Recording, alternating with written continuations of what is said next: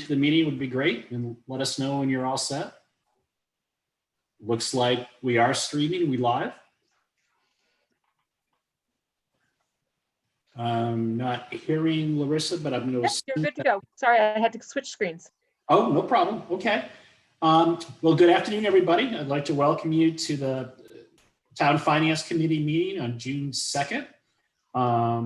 And I would like to start off the meeting, and I think Betsy is in attendance. We just don't see her screen. And again, we're going to move through the agenda tonight. We're going to first talk about some revenue check-ins and some possible changes, and then we will go into reviewing the public safety and the IT department. And again, Larissa will be monitoring questions, and I'm sure people are familiar with the process by now, but Larissa, you want to just kind of walk through how folks can raise their questions to us and the mechanisms available? Sure. So the best way is to email them to the town council at towncouncil@scarboroughmaine.org. And you also do have the option on this meeting. The chat feature is activated, so people can type in a question for me to read to the elected body during the public comment section. Those would be the two ways. And then for those of you that are participants, I think that in the past it's just worked well to physically raise your hand so that Peter can see you instead of using the raised hand feature here on Zoom. Thank you. So with that, I'll call this to order. And then the first item will be just for Colette to kind of just do the call to order and those present. Yes, Councillor Clucci. Here. Okay. Councillor Gleistein. Here. Councillor Hayes. Here. Thank you. The second item is just to approve the minutes of the May 26th meeting. Is there a motion to approve the minutes? So moved. Second. Any discussion, comments, edits? Seeing none. Colette, can we approve that? Councillor Clucci. Yes. Councillor Gleistein. Yes. Councillor Hayes. Yes. Thank you. And I think then the next item is item number 4. And I think here what we're going to do is, Tom, the last time we met, we have a routine check-in just to check some of the revenue assumptions or anything that may have been adjusted or changed since the last time we got together last week. And Yep. with that, I think Tom may have some materials for us to review and talk about. So with that, it's probably a combination of Larissa. I don't know if you've got something Tom's going to put up, but Tom, if you want to kind of walk us through that, that'd be great. Yeah, let's first spend a little time looking at some materials we pulled together, some analysis, and that I think has helped inform some of my recommendations and might help the discussion. So Larissa, if you could pull up the excise collection slide. And just scroll down so I know that's just a single slide. So I was curious, and I thought you might be as well. This is just a snapshot. We've been open 3 full days now. Yeah. We started last Wednesday, Friday, and then again Monday this week. So this is a quick overview and a breakdown of the collections that we've received over those 3 days. So you'll see excise has been strong. First day open, 78,000. Second day was 70, and then we dropped down to 59, almost 60,000 Monday this week. And then there was a fair amount of property tax collection that occurred as well. Interestingly, as excise has gone down, property tax collection has gone up slightly, kind of in reverse order. I can't attribute anything to that trend, but I guess it was comforting for me to see that, these monies start to flow in. Clearly, there's been pent-up demand.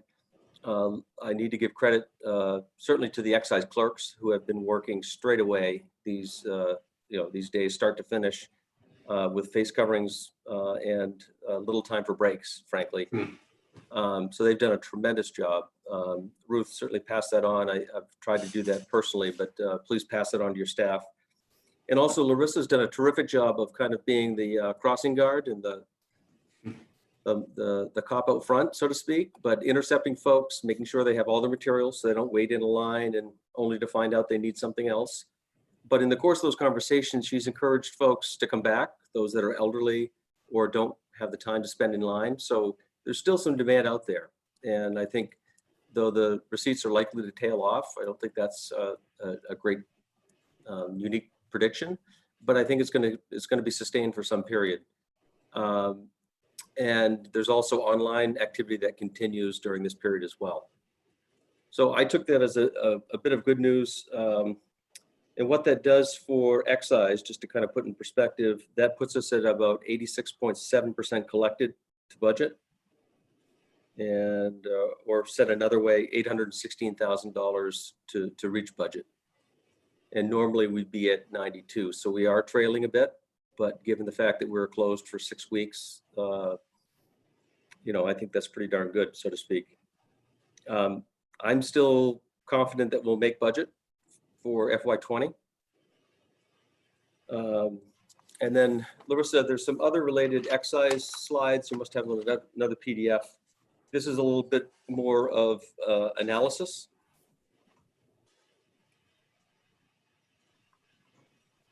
Tom, while that's coming up, you know, I know we as the town council have received several emails congratulating the level of service. People were, you know, receptive, friendly. So I think that's great to know. That great effort on your part to get us back up and running. So thanks to the whole team for doing that. Thanks for sharing that. That means a lot. It really does. Folks are trying hard, and we appreciate that it's recognized and appreciated.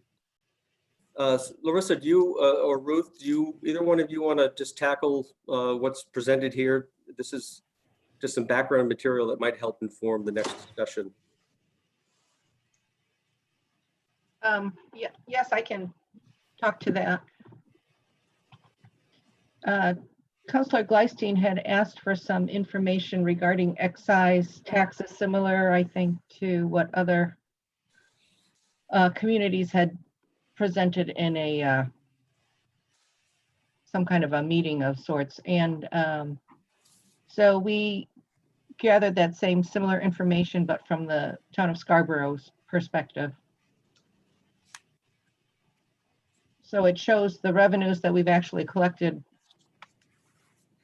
since 2016, fiscal years 15 through 20, so 5 years. As just a general comparison. And it shows on the graph below that how we're doing overall. And we can see that in most cases, they've continued to increase, except for this year, obviously, because of the whole pandemic. And then the second slide is from that same information, but it shows 3 pie charts. And the first one is the total number of vehicles by the year of the vehicle. So for example, it says the first year and there's 2,076. So those would be paid. We would collect excise on those based on the highest rate that the state sets. And then the last one, which is the 6th place, shows 13,728, and that would be at the lowest rate that the state set. And then below that is the state's average for that same, the same number of years and vehicles. Now I pulled that directly off of the spreadsheet that was in the information from that training session. So I don't know what is behind those numbers, those percentages. And then the very last spreadsheet shows, pie chart, excuse me, shows the total collected in each of those same year categories.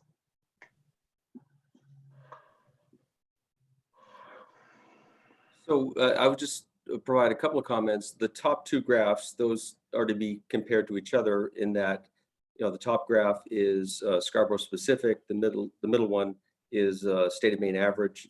So, you know, we have 10% fewer cars that have fully depreciated.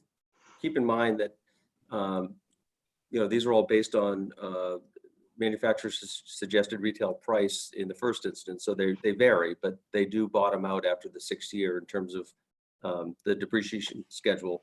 But they all vary depending on the type of vehicle and the original cost of it. And therefore, not surprisingly, we have, a smattering of the newer vehicles. For instance, 9% of our vehicles registered are in year one as compared to 5% statewide. And it gets lesser as you get into years 3 or 4 and 5, but just an interesting little comparison. Not sure what we can deduce from that necessarily, but it confirms the suspicion that we had. Also, if I may, on that last pie chart, I think there was supposed to be dollar amounts next to the percentages, but somewhere we messed up and it's percentages and percentages. So I can update that. So I guess the only thing, Tom, is the one, the real wild card. So this must be last year's data, 19 data for our numbers. Ruth? I'm trying to remember. I think so. So Yeah, okay, go ahead, please. so our risk would be if for some reason the amount of new cars purchased this year is less than the 9%, then there's a real, that's a big revenue pool on the new cars. Probably the bigger risk is the bottom one, Peter, that 21% of our revenue falls in that category. Right, that's what I mean, that if the new car registrations drop because people are being hesitant, that might have an impact. But I mean, anecdotally, we're hearing stories that the dealers are busy, so hard to know. Yeah, I don't know how to really know more about that. Again, Yeah. I've reported 3 days of experience for us. Yeah. But, there's nothing terribly conclusive there. Okay. And also, I did verify that's from March 1st, 2019 to February 29th, 2020. Okay. Okay. John, Betsy, any comments, questions? Yeah, I'm just trying to kind of move my box around. So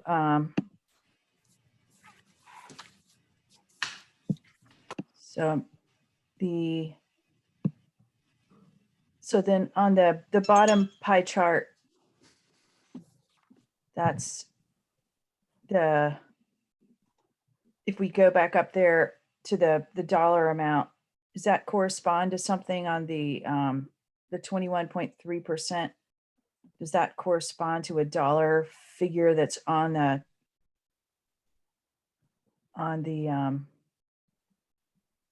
chart here? It would be in between probably because, like I said, it's from March of 2019 to February of 2020. Okay. We'll get to the chart that includes the dollar amount, percentage Oh, and dollar. Okay. All right, go ahead. That's good then. Thanks. Yeah, I'd just add that it's really interesting information. It looks like Scarborough saw a lot more new cars purchased last year than the state. And I don't know exactly what that tells you. As a relatively high income community, I guess you'd kind of expect that. I wouldn't have expected it to be almost double though. So that's interesting.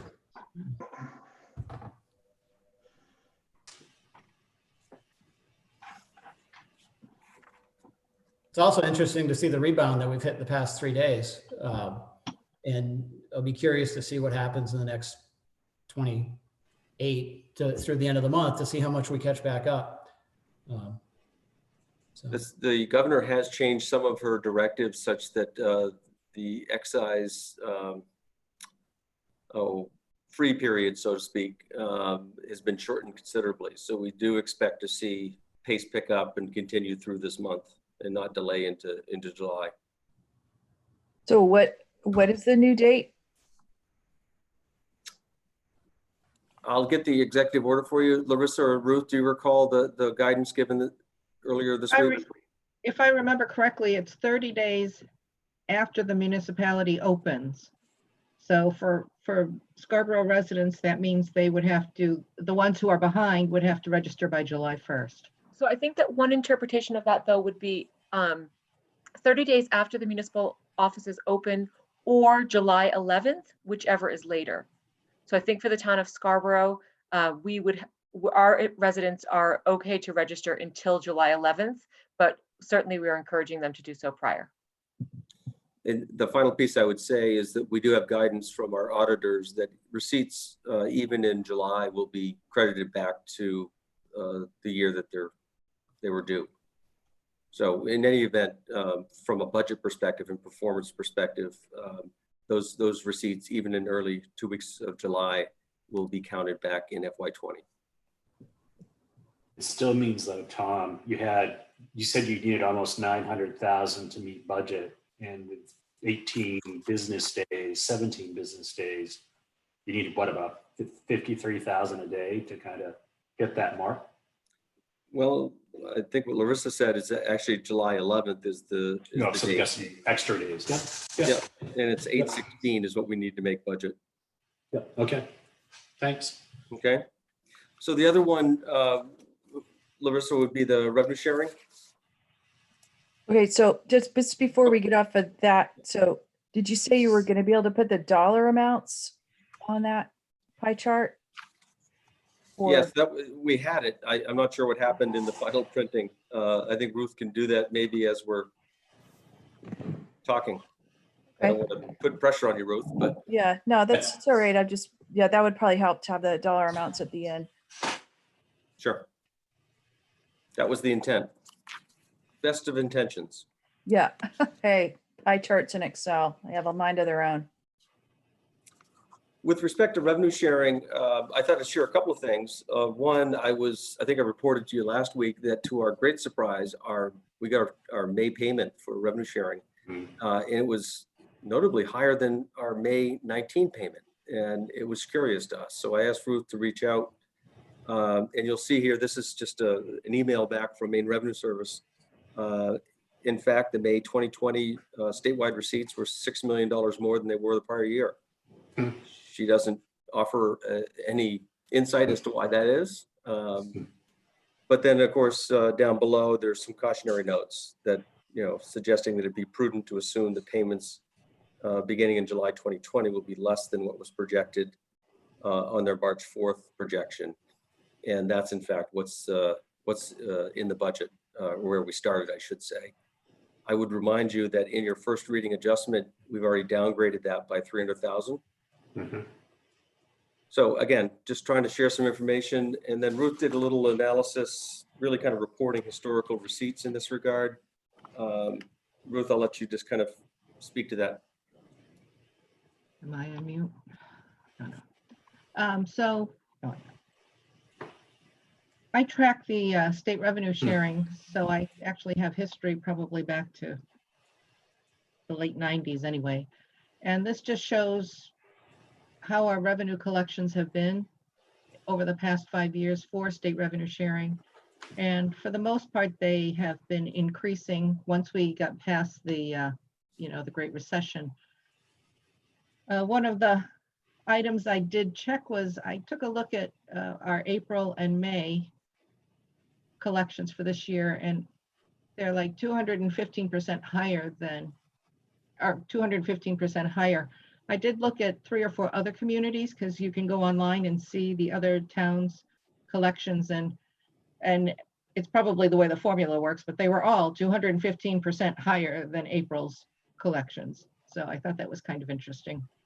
So right now we're actually $8,000 above our estimate. So that's good for this year. That will help certainly. And then whatever we receive for June, I think they're anticipating that maybe July and forward might be much lower than what they had originally anticipated. So those are the areas and why they're suggesting we reduce our FY21 state revenue sharing from what the state actually proposed. I should have done the history, but do keep in mind that revenue sharing by statute is intended to be direct sharing through a formula of 5% of state sales and income taxes. And so there's variability in those taxes themselves. But interestingly, the legislature through the years, when it serves their purpose, have moved away from that 5%. And so in recent years, there's been an inching back up. I think the current year, they're proposing to get to 3.5%. So some of these receipts are a function of economic performance, but also legislative changes. And I could look back through history and tell you when those legislative changes, when the percent was changed. But pretty clearly, if you look at August across the board, there's always kind of a dip in August for some reason. And March and April of every year are just kind of down months. And that pattern's pretty clear looking back over this period for sure. Yeah. So this doesn't lag at all. This is exactly what the state received in May, and then our share, they get those numbers to us that quick, or? Yes. Yeah, Okay. that 183,501 was received late last week or early last week. That's great. Internet sales are included in this, and I think that may be part of the piece here. I don't have a granular enough data to know, what's making that performance up. But in recent years, there's been some success in starting to tax those online sales, which are, as we all know, as consumers, are increasing quite a bit. Yeah, I'm kind of surprised too. Did you say it's a percentage of the income tax too? Yes. Because the income tax, which is normally would be due in April, has been pushed out in time. So I'm kind of surprised that there'd be a blip in May like that, but it's interesting. Yeah, scroll back up, Larissa, to that memo at the top. She speaks to that in the first full paragraph.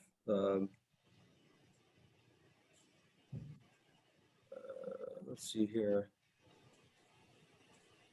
Budgeted revenue from April 15th income tax payments have been extended to July 15th. We think the reduction in May, July revenue sharing will be based primarily on performance of sales and use and withholding taxes. However, the August revenue sharing, well, I'm not sure if that's very helpful, but you're right. They have pushed that due date to July 15th. Yeah. Yeah. Huh. Okay. That's clear as mud. Yeah. As far as the impact. Yeah, and again, they talk about convening these revenue forecasting commissions in July and August. So Yeah. This is one of those I'm certain that we're not going to have any great clarity on before you need to make decisions. Okay. Okay. So So that brings, you oh, think go they're ahead. saying there, Tom, that this was like an estimate they used, not based on actual revenue?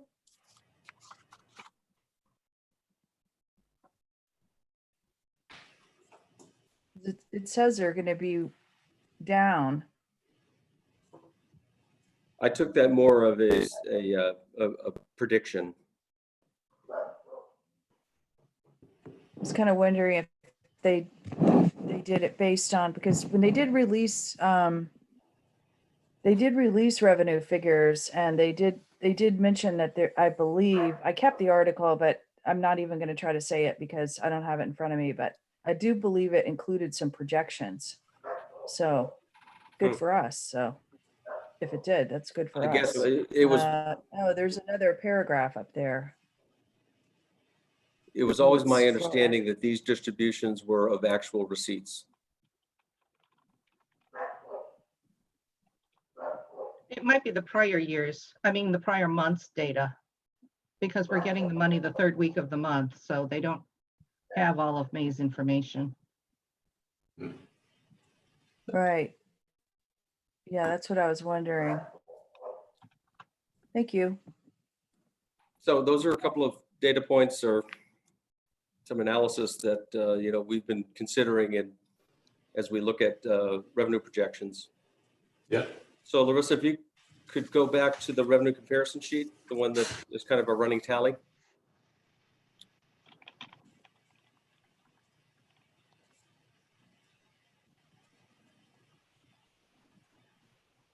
There you go.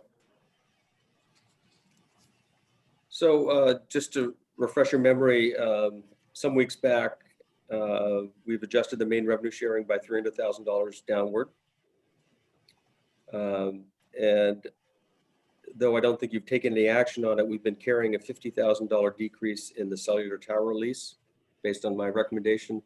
We're just not able to gain traction, and I don't have the confidence that we're going to make that budget. In addition to that, we made some decisions way back in late March in concert with the school regarding one of the IT staff that is supported solely by the school because that's where they work. And so I need to adjust the reimbursement that we expect from the school in FY21 commensurately. And so you'll see the third line down.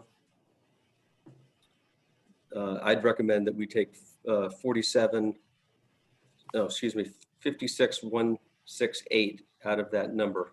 Yeah, okay. And then with regard to excise, I am really no more confident than where we started this conversation. I do feel the need to be, I think, conservative, but I don't think we need to be terribly conservative. For lack of something better, I'd recommend we reduce excise by 150,000 for a flat $6 million. Okay.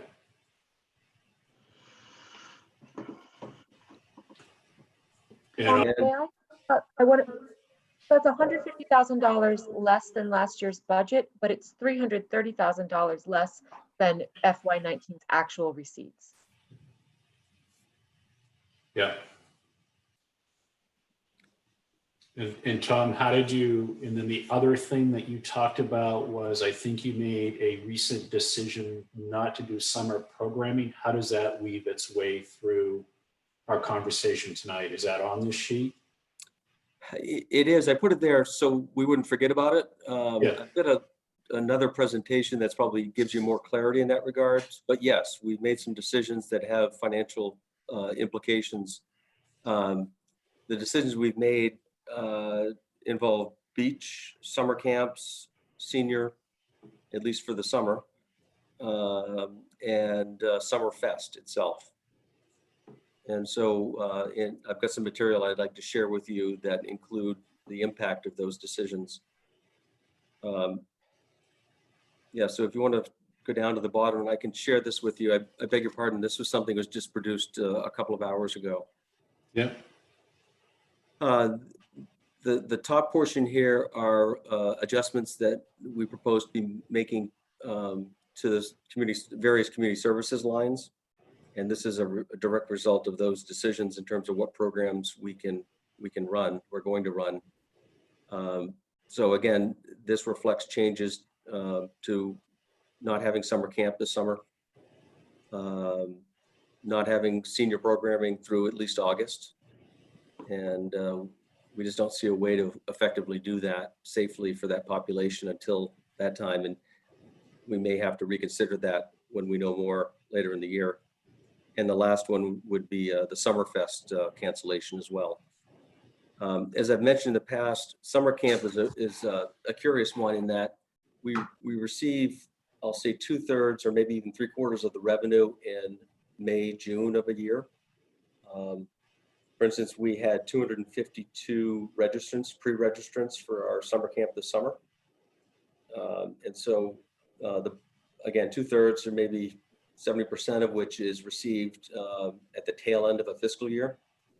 Other ones do progress payments. They pay weekly during the course of the summer. So there's some revenue that trickles in while the program's up and running, but the majority is up front.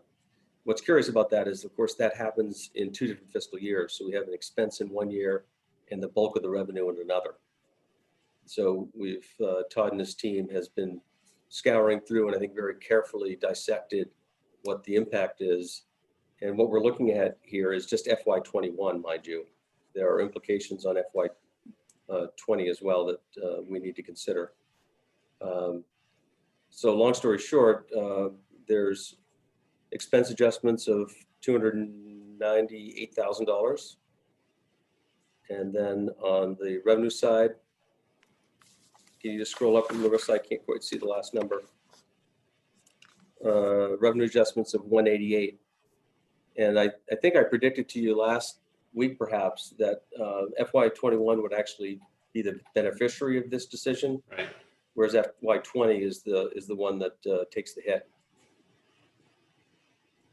So Peter had asked me earlier today to come up with a new tax rate comp sheet that would capture a number of things that I've brought forward, but the Finance Committee has not acted on. And so I've included these changes and others in that analysis. And I'm pleased to go there now, Peter, or we can do it at a later date if you like. Can we ask questions on the community services sheet? I know you just did it, so. Yep. I'm just trying to understand it. So, so the part-time wages, if there's no summer camp, are those wages we already expended, or what are the remaining 42,000 in part-time wages? Or is it a remaining 173? I'm trying to, No, we're reducing it by 173. okay, so what is the remaining part-time wages, 42,000? What staff are staying on if we're not having summer camp? This would be May, or more importantly, June of next year. Next year, okay, that's what I We, thought, something we like do that. I was on- just trying to figure that yeah. out, yeah. We onboard our staff. We do a week Okay, of training with yeah. them. So So we'll it's encourage next year, gotcha. Well, it's next fiscal year, okay, next fiscal year, but it's in Yeah. preparation for the summer 21 season. okay. And on the revenue, somebody had brought this question up to me. That I seem to remember, participating in the camps a number of years. I don't think I always paid everything up front. Sometimes I paid during the fiscal year. Mhm. Although I, of course, didn't think of it that way at the time. I was just paying when I was using the service. But do we now require most payment up front, or is this take into account that payments also come in the fiscal year? Yes, as I said earlier, perhaps not very articulately, I would say 2/3 of the revenue does come in kind of all up front, if you will. Just write a check for the season. And then another third or 30% maybe comes in over the course of the summer, kind of pay as you go, if you will. Okay, thanks. Yeah, I'm sorry. I might have missed that because it's hard for me to focus on the numbers and my dog barking in the background. Yeah. And of course, Todd Suzu will be with you next week. So he is the expert and Okay. can Yeah. get into all I these. just want to make sure I kind of understood when somebody says, "Oh, why you're canceling it, but you have 42,000." That is what we'll use to onboard people next year. Correct. And so that's going to be similar in the minibus transportation. So anything in the adjusted column, we could say is May and June of FY21. Not in all Pretty cases. much.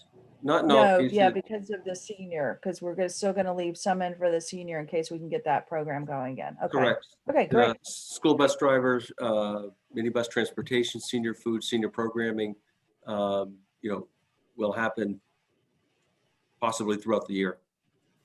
Yeah, and I don't think it's terribly helpful when counselors posture, but I'm sure the staff is incredibly down. And I mean, this is such a blow. It's such a huge program for the town and town spirit and everything else. So I'm sure it was a terribly difficult and emotional decision to cancel the summer camps. Absolutely. My full-time childcare staff, and it's really the childcare staff that also do the summer programs. Those three folks have been with us, I think, no less than 15 years each. Some one close to 20.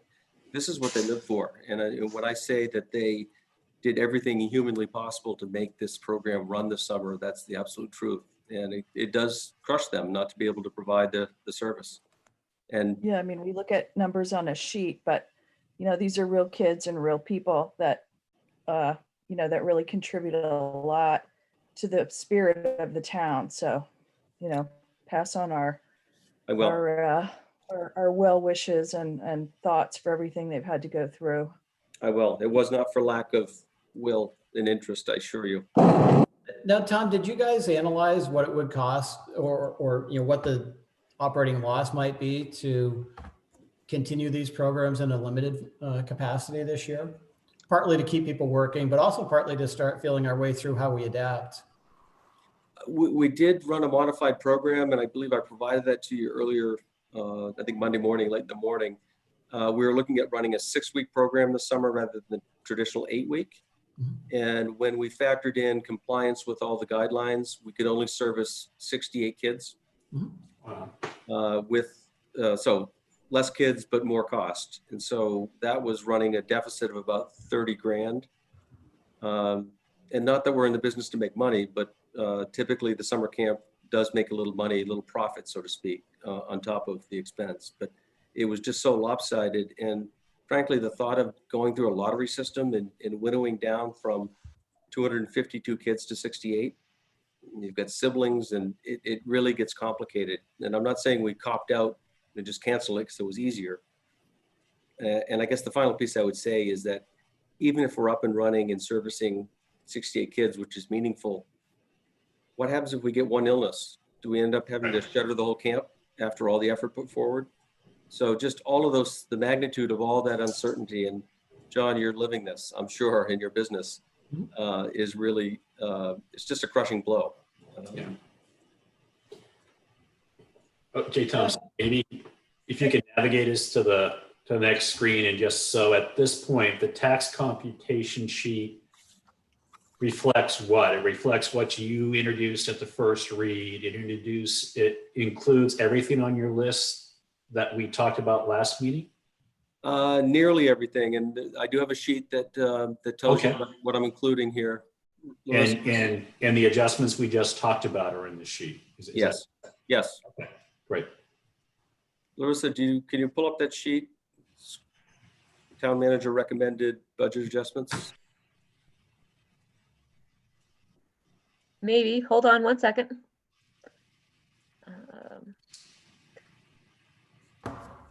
There it is. So this format should look familiar to you.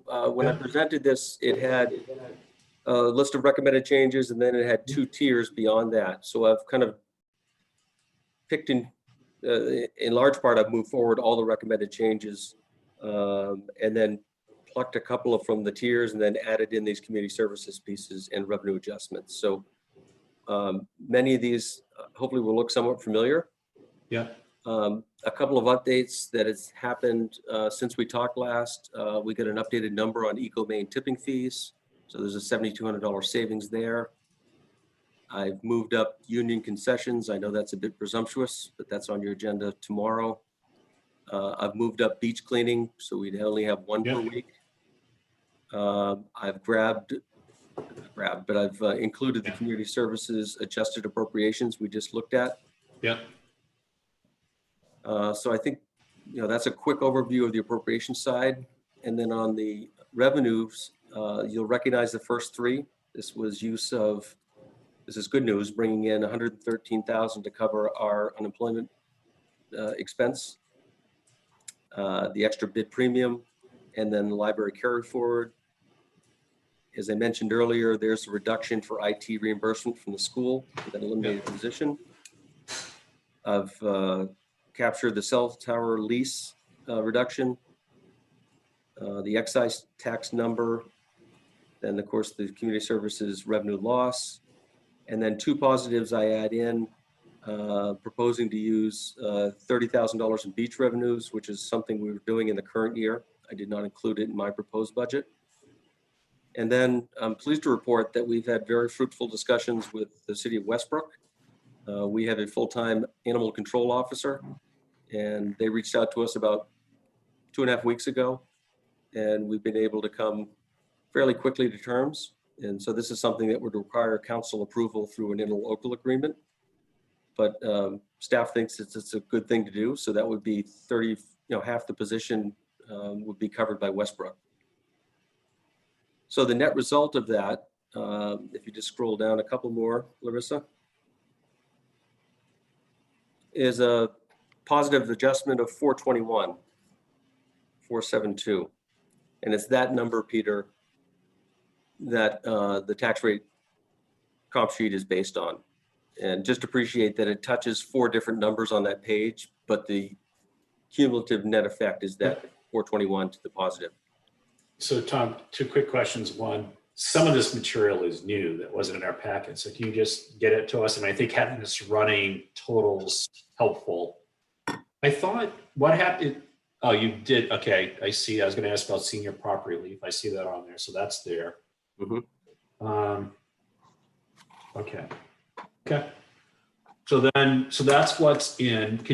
What did you leave out? Can you just, when you send this to us, can you leave the parking lot items that you may not have included from your list? Sure. You gave us a list, sort of, you're right, the tiered list last time. Yeah, I'll modify the tiers so you see what those are as well. But these are the things that I put in front of you and I recommend you consider.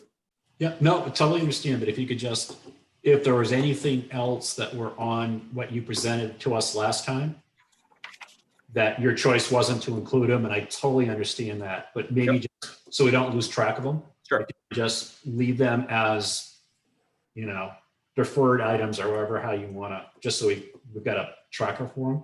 Yep, absolutely. Yeah, I ran out of time, but No, this is a work in progress document anyway, so that's great. So now if we go back to the tax sheet, it looks like it arrives with your budget being -4. As I looked ahead, your request. Let's see, I'm seeing this real time as well. As you know, Ruth just provided it to me at the start of the meeting. So it looks like our gross budget is at 1.2% increase. Net budget is -1.8. You're looking at so where are you? You're at the total combined, or are you at the municipal? Well, you can just look at the top paragraph. Oh, I see where you are. Okay. Yep. Yeah. I think Ruth also produced one specifically for us, but it's that information. It's 1.2% gross increase, Yeah. -1.8 net. And then if you look down to the bottom line, the total net budget or the commitment amount, we're actually 4.26. It doesn't look right, Ruth. That's different than what you sent me. So Tom, you're looking at the municipal sheet right now? Do you want me to I'm pull up sorry. the total? I beg your pardon. Yes, I'm looking at the wrong one. Yeah. Okay. So I'll take you to the total. Thank you, Larissa. Now you're on the total tax. Okay. Yep. Okay. Now I'm with you. Yep. And so the bottom line shows Okay. net budget increase of 1.2%. And so looking at the mid-range, it's about a 1%. Yep. That's down from 1.6 is where you ended up after amendment at first reading. Yep. So to get back to, if it's just as a frame of reference, from where we were to get back to a no increase in the mill rate, tax rate, we needed to find about $1 million. This finds, well, what, 400 of that, right? Yeah, 420, Yeah. Okay. 421. Okay. Okay. And Ruth, I don't know if you can play with it while we're going on here, but if you can just manipulate that to tell us what it would take to get to zero. I think it is in the order of 600,000, Peter. Yes. Yeah. So I think that's, if that's an important marker, that's the bogey. So, okay, that's helpful. That's great. John, Betsy, Don, any questions on sort of where we are right now? Yeah, I had a question on the municipal page. Oh, I'm sorry. Go ahead, Peter. Sorry. No. I mean, at this point, all I was trying to do as we set the framework for our ongoing department reviews is just kind of ground us on where we've landed with the things that Tom has talked about today, with some of the adjustments we just worked through. Yeah. And to me, it's just it gives a frame of reference of where we are as we start the conversation. So we're at a 1% increase in the mill rate, it looks like, based on the adjustments we're considering today. Or Tom, did I paraphrase it, what you have presented or what you are recommending at this point? With some discomfort, but yes. Given the challenge, yes. Okay. Yeah, Councilor Hamel? Yeah, I have two questions, two quick ones. One is, can you help me understand how we go from a positive on municipal gross budget to a negative there on the top of the slide we're looking at? What happens to, what occurs to make that happen? Well, the revenues are up slightly. It's really the use of fund balance. Okay, all right. So that's like, again, another kind of hitch for me. I know last year we looked at unassigned fund balance, but that was something we did as a last resort. This is something that, has been socialized, for quite some time now. So there's that point. The second one is, so if we're looking at possibly another $600,000, Tom's come up with another, every time we ask Tom to do something, he meets or exceeds that. What can we expect, if anything, or nothing, coming from the school side? If there's another 600K, every time we turn around, we're coming back with a bucket full of stuff to take out of the budget, and the school's encouraging us to keep up the good work. So when are we gonna find, or will we ever find that out? That's a great question, Don. I think we're inching toward the time where you need to indicate to the school what their goal is. They went through a series of tiered reductions. Essentially, in first reading, you took the dollar amount that exercise produced. I don't think you necessarily said we like everything you're doing here, but it was a $2 million reduction. And I think the next step would be to give, and they've asked for, tell us what it is. And to do so, the council really needs to indicate where you want to end up. Is it at zero? Is it something different? And if we know that, we can fairly accurately come up with a dollar amount that that you could direct the school to remove. Yeah. Don, my only perspective too, I agree with Tom that I think part of our exercise and the biggest numbers that we will probably review, we got a good sense now of revenues and these adjustments.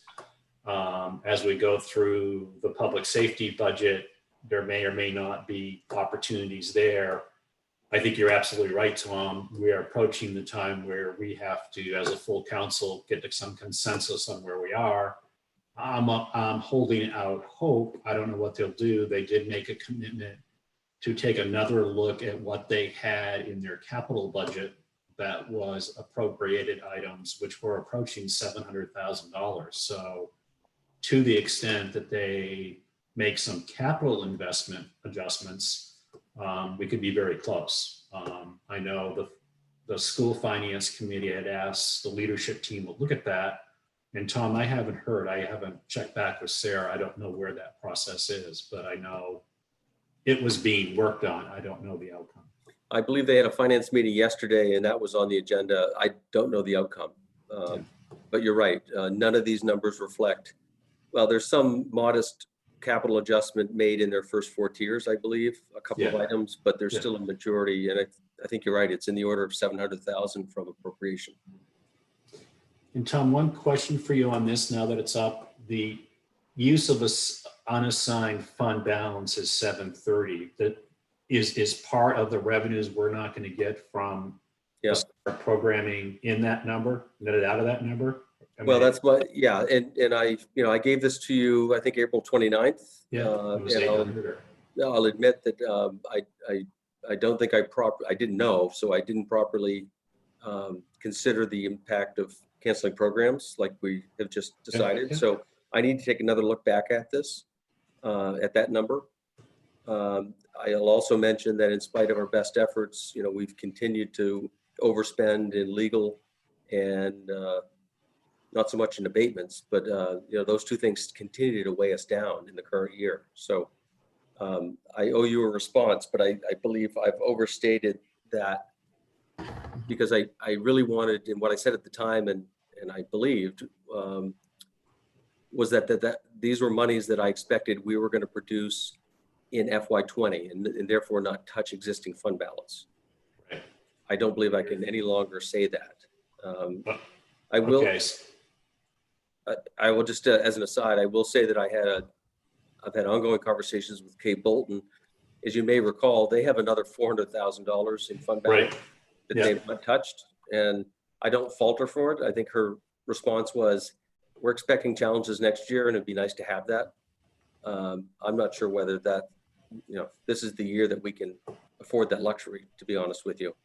Right. For that 600, 400 could be that. But so are you saying, Tom, so I think for our next meeting, you want to look at this number, but are you now suggesting some of it some of the 730 you've modeled might come from the net surplus for 20, but you may also have to dip into the existing reserves. Is that what you're saying? Yes, if we want to maintain that level of use of fund balance. So I think that breaking that number out for next time would be helpful. How much do you think will be from 20 this budget year, reflecting the lost summer revenues we won't get in June? And how? Yeah, and also I would say, in the spirit of collaboration, that the school, they can show it on their side of the ledger. It doesn't matter to me, but the school be willing. And frankly, I think you can control the use of fund balance. I think that's their fund balance. I think that's within your role and your right. I wouldn't want to do it aggressively. I would do it cooperatively with them, but that might be part of the solution. Can you just double check that is within our scope? Sure.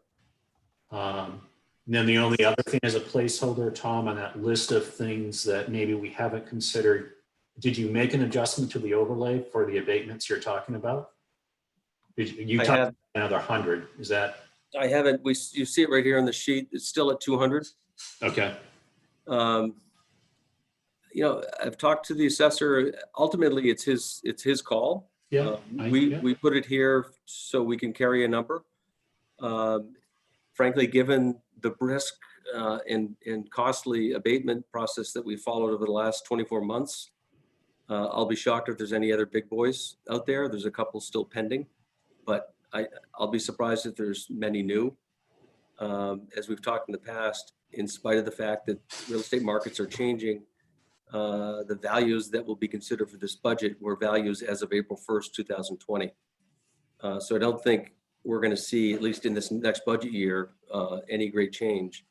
And abatements, other than poverty abatements, unfortunately don't consider the ability of the taxpayer to pay. Okay.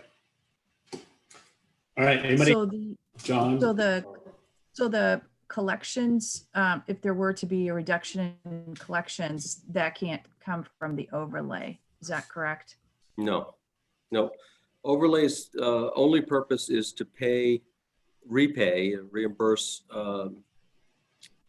taxes paid for value that was incorrect, essentially. Okay. So then that sounds like probably a pretty solid number. I had a question on the, so the tiers. So one in particular, we talked about the fire station at Pleasant Hill. So that's not in this particular rendition. Is that correct? Or is it? It is. Okay. I'd like to defer to Chief Thurlow to be maybe, let me back up. What's in here is the nearly $85,000 in daytime pay reduction. Gotcha. All right. Yeah. I was looking on the left column. Yeah. Okay. I probably overstepped my bounds by being really specific that it will affect specifically Pleasant Hill. I'm going to defer to my chief as to where that happens. And so sounds good. I probably need to change the narrative around that, but it's still there. Okay. All right. Thank you. I think my only comment right now, Peter, is that it kind of feels like we're on a drive to zero. And that wasn't the impression that I got was the consensus of the council. So I think it's good that we're tightening our belt and finding areas that we can save. I think that's important. But I also want to make sure, I come back to the summer camp thing. We didn't have any public discussion around that. And obviously it's a complex topic, right? And there might be reasons to make an administrative decision if we don't think we can do it safely. But having offering a reduced programming, maybe at a higher cost, it's something that we might want to get some feedback on. And only because I don't think this is a short-term issue that we're dealing with. And I think if we don't understand or begin to understand how we're going to operate in the situation that we find ourselves in, I think it's going to be a depressing world. So it's not necessarily something that we'd be doing to make money. And there would be some risk involved, but I think the benefit of that would be a deeper understanding of how we can continue with some of these services. So that's all. I see we're taking a lot out, but I haven't seen necessarily anything coming back in to help us adapt or help us to operate in the situation we'll be in next year. That's a fair criticism or observation. And because I mean, it's not necessarily a drive to get to zero, although I think what we were trying to do is to put on the table for the public what zero could look like. But you're absolutely right. I think, and we had touched on it earlier, I think the town council needs to convene, and as Tom articulated, we need to figure out what that consensus is so we can give some clear messages. At this point, I mean, you've got a great point. I don't know if there's a consensus or not on the town council. I viewed our work as trying to, we know what the 1.63 looked like and whether that's acceptable or not. I think all we are trying to do is what is sort of the pain points and scope of what's out there. And you're right, John, we need to make a decision on where it is we want to guide this process. And get a high level of confidence around as many of these numbers as we can, I think is the ultimate goal, because then as we go through next year, there'll be fewer surprises, hopefully. So I do think looking at it with a magnifying glass is important and beneficial.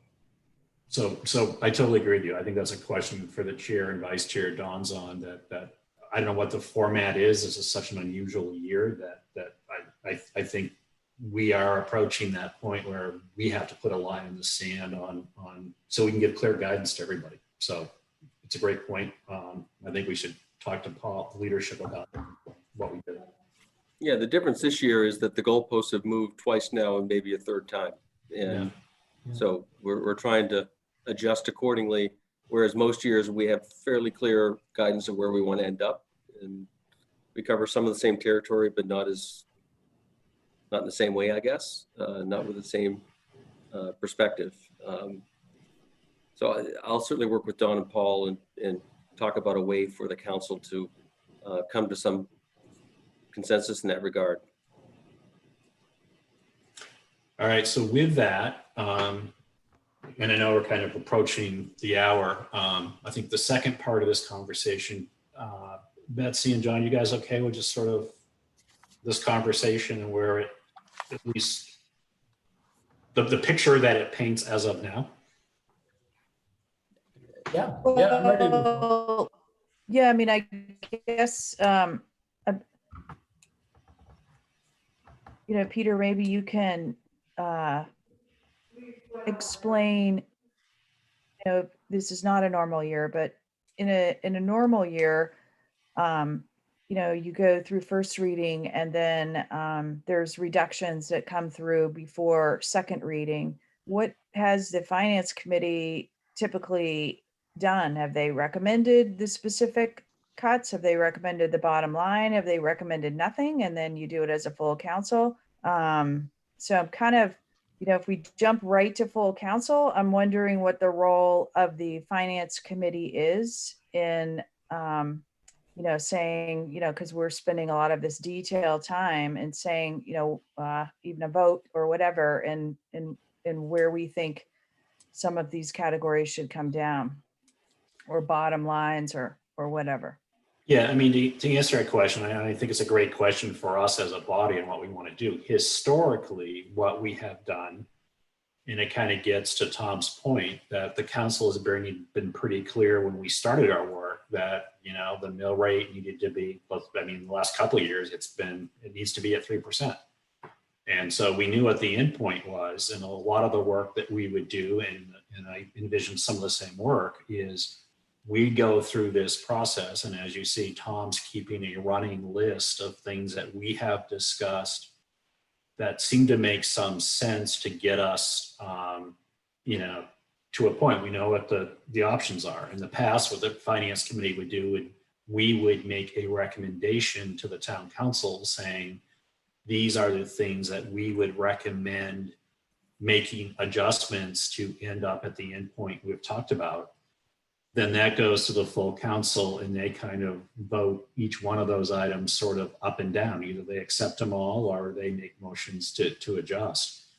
But I think where it is different, and I think what we do need to do that John so eloquently pointed out, I'm not sure where we are as a town council on where we should be. I think that we're at that juncture now where we know pretty much what the pain points are, that the town council has to come to some consensus about, is it 0, is it 1, is it 2? And I think we have enough information that we can start to get there. But again, I think that's where it's different, Betsy. But what I think might be useful is for the town council now to say, what is it that we think the voters are going to approve at the polls, and we make recommendations as a finance committee of our options. What do we recommend to get there? Tom, is that pretty consistent with prior years? That is. I would just make, provide a little more context to it.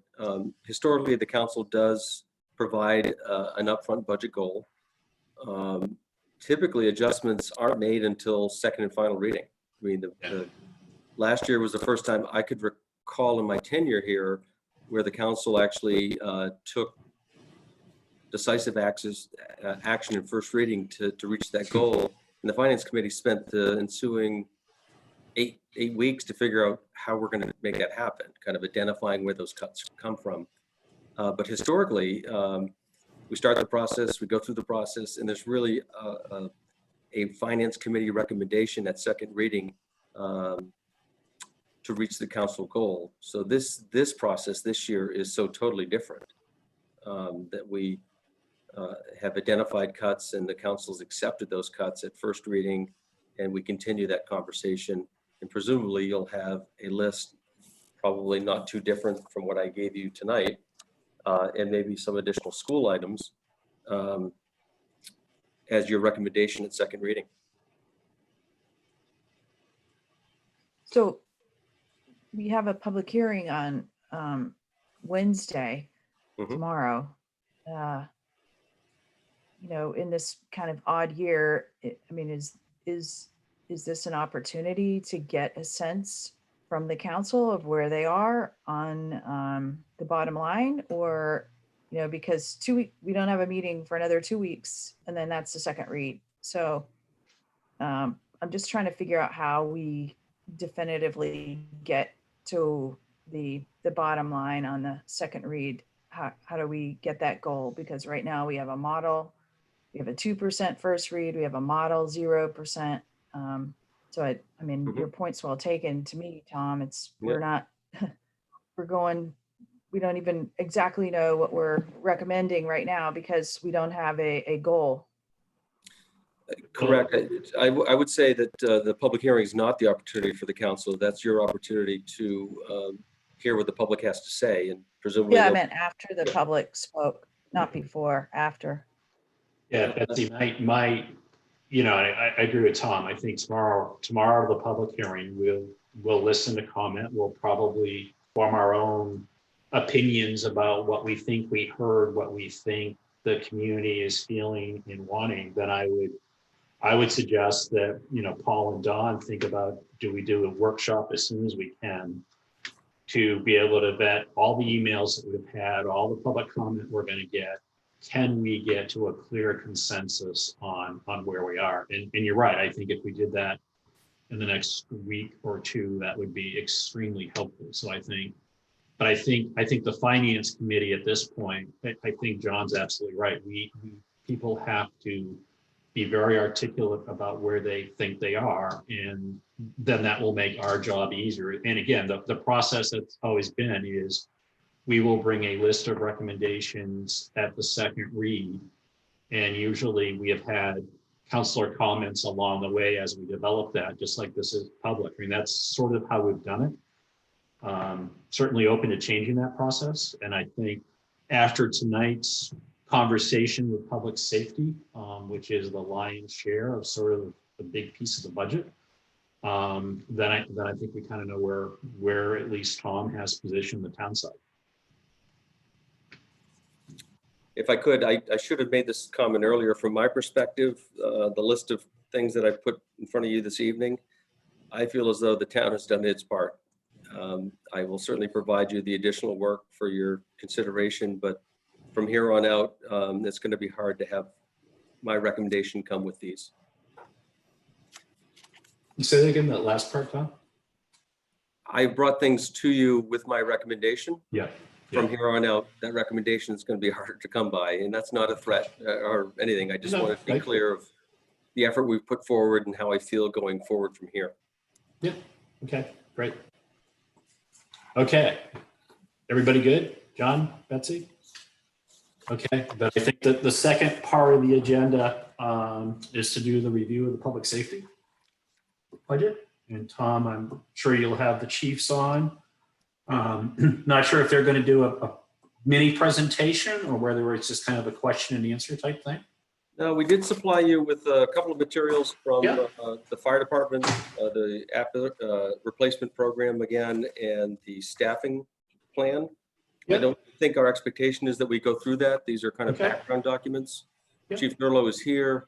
I suspect he might like to say a few words, but I don't think he's got any lengthy prepared Okay. remarks. Great. Could you permit him in, Larissa? He has been promoted to a panelist. Hey, Chief. Larissa, just as a second, do we have anybody that's raised their hand or any questions in the first part? We do not. I have been checking your email and nothing has come in as a question there, and there's no hands raised in the attendees nor comments or Q&As. Okay, great. Thank you. Chief, do you have any introductory comments? I do. I would like to chat about that Pleasant Hill line item that you folks have been discussing and clarify something. Tom and I have spoken at length about that issue, and I think there was a little bit of a misunderstanding during the process of how we got to where we are. The pace of this process and the moving of the goalposts, as you've talked about, has been a challenge. And so Tom and I honestly didn't personally speak to that adjustment that he has offered up. That was something that Liam came over and asked me to mine some data for him. And between Liam and my conversation, which was in the context of, we've already made a bunch of adjustments, we need to get to zero, and then beyond zero, we need to model what potential worst case scenario next layer of cuts might be. That's when I offered up cutting some per diem hours from some of our neighborhood stations, because we had already lost 2 full-time positions and a variety of other things. What happened in the end was that moved up the chart into an actual proposed cut. And during that joint finance committee meeting, it was relayed as the fire chief's recommendation to close Pleasant Hill Station. And that was a complete misunderstanding, lost in translation between 2 or 3 different conversations. I certainly have heard from the public. I've heard from members of my organization concerned about that. And I just want to make sure that for the public's sake, I'm setting the record straight that the cutting those per diem hours is not my recommendation. It is an absolute last step if we need to go further. But furthermore, if that happened, all that $84,000 represents is losing 1 12-hour per day per diem shift at a neighborhood fire station. And how Pleasant Hill got involved is that is one of the stations where I would probably have to look to cut those hours. That doesn't mean closing the station. That doesn't mean selling the station, which was part of the dialogue during the joint meeting the joint finance committee meeting a couple weeks ago. There is still a call company that runs out of that station. I have live-in students that live at that station. So there is still coverage provided from that station. What I had proposed as, once again, a last resort cut was the per diem hours.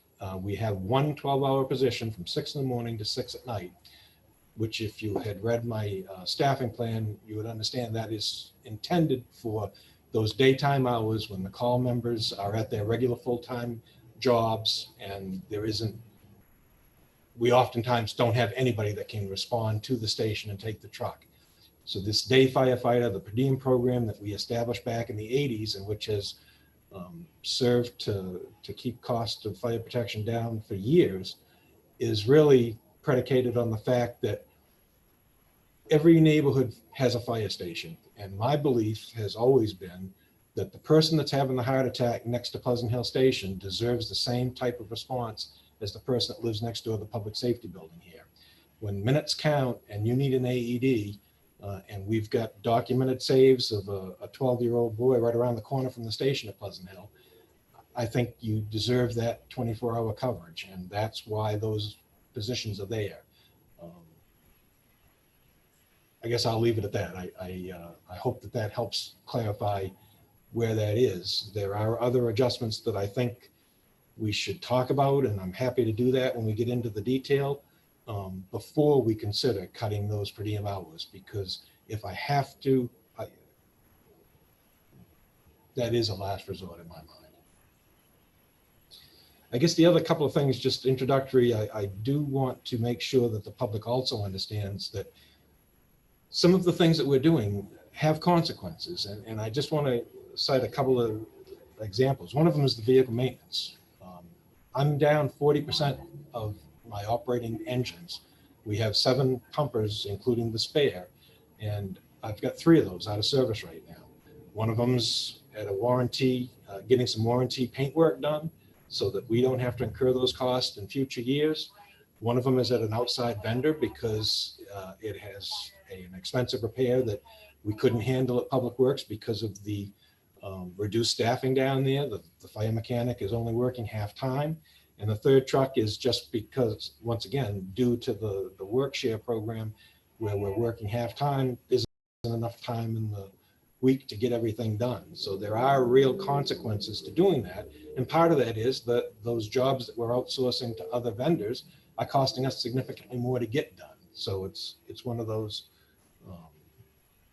sometimes you save a nickel here, but you spend 10 cents to save it.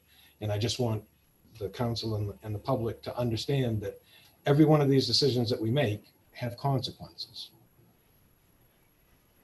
The only other thing I wanted to mention in terms of budget drivers, and then I know that there are some questions that you specifically wanted to talk about, but there's a couple of things that we've been struggling with, and the per diem program is one of those in terms of our recruitment and retention.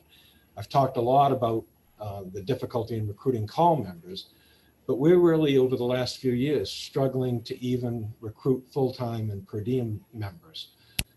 Each year, typically on a regular schedule, we hire both in the fall and in the spring for our per diem program. And historically, we hire at least 10 in the spring and 10 in the fall, preparing for the summer vacation season. And because folks, come and go, that's the nature of the beast with part-time help.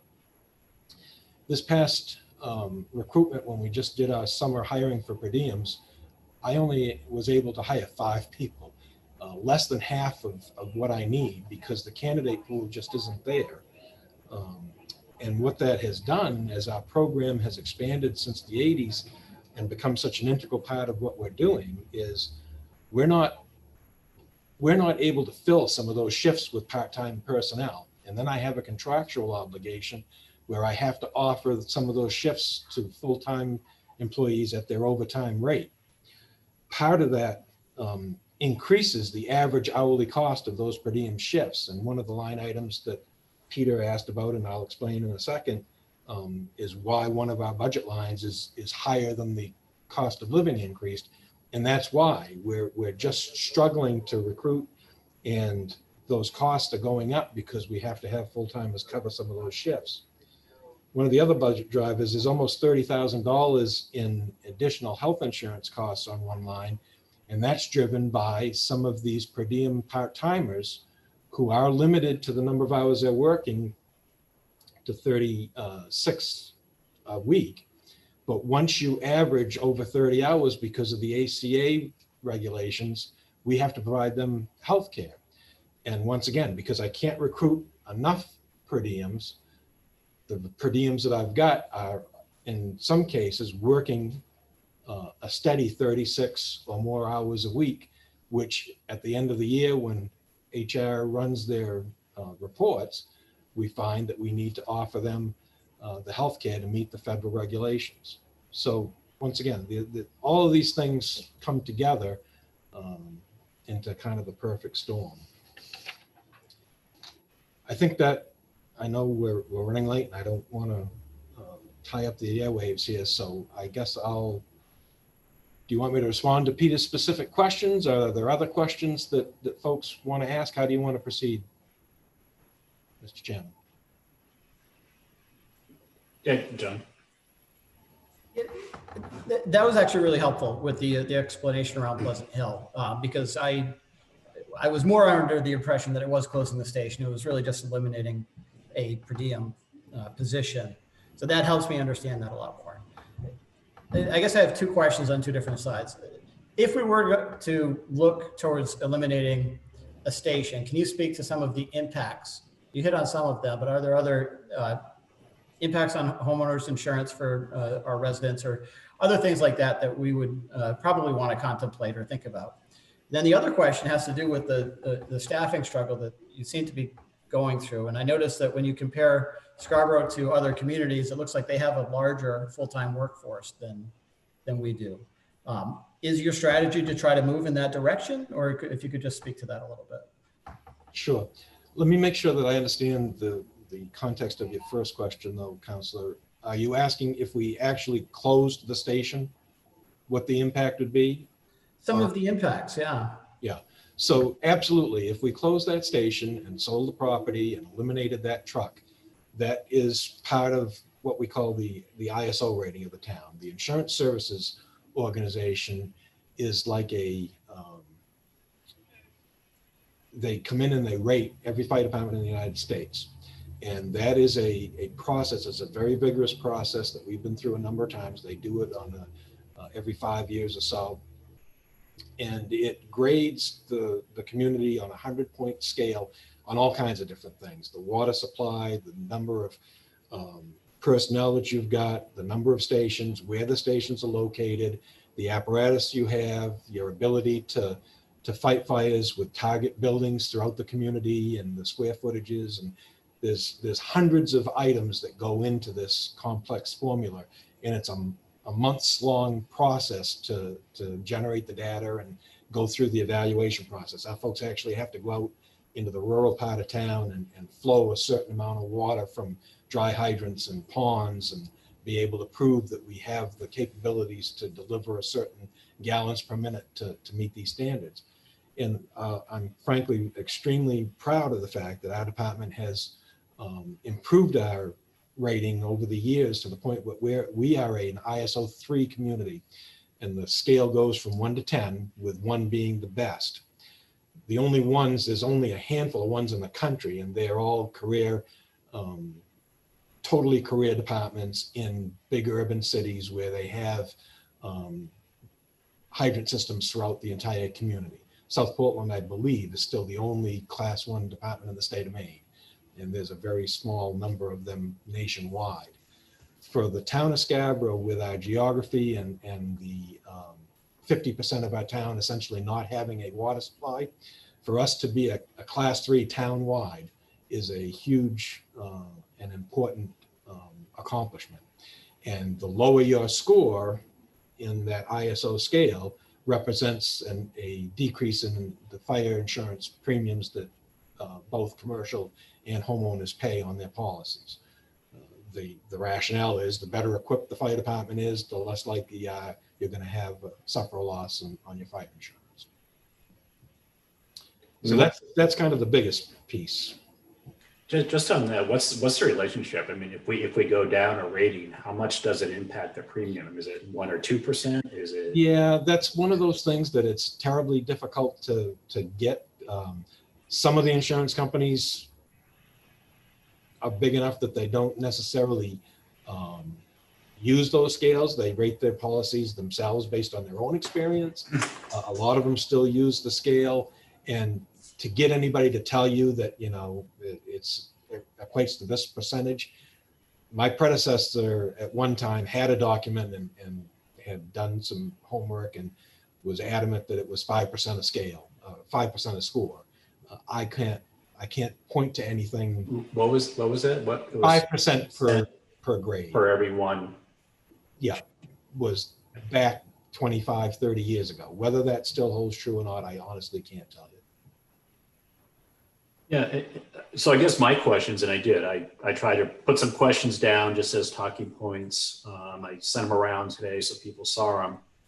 And it sounds like you may have touched upon some of them, but just wanted a little bit of framework of, you know, full-time EMTs. It's a $234,000 increase in the budget.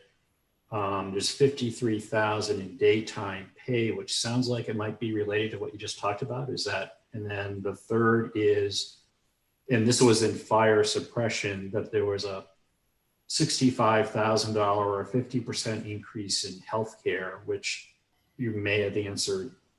But in fire suppression, the total increase in the budget is like $458,000 or 18%. So I think it's probably worth just talking about, one, for our education, but also really important for the community here.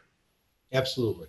So let me start by explaining that our budget has 5 sub-budgets. So administration covers the chief's office and the utilities and operating the fire department. The fire EMS budget, what we have tried to do is pull the cost out for the actual ambulance service.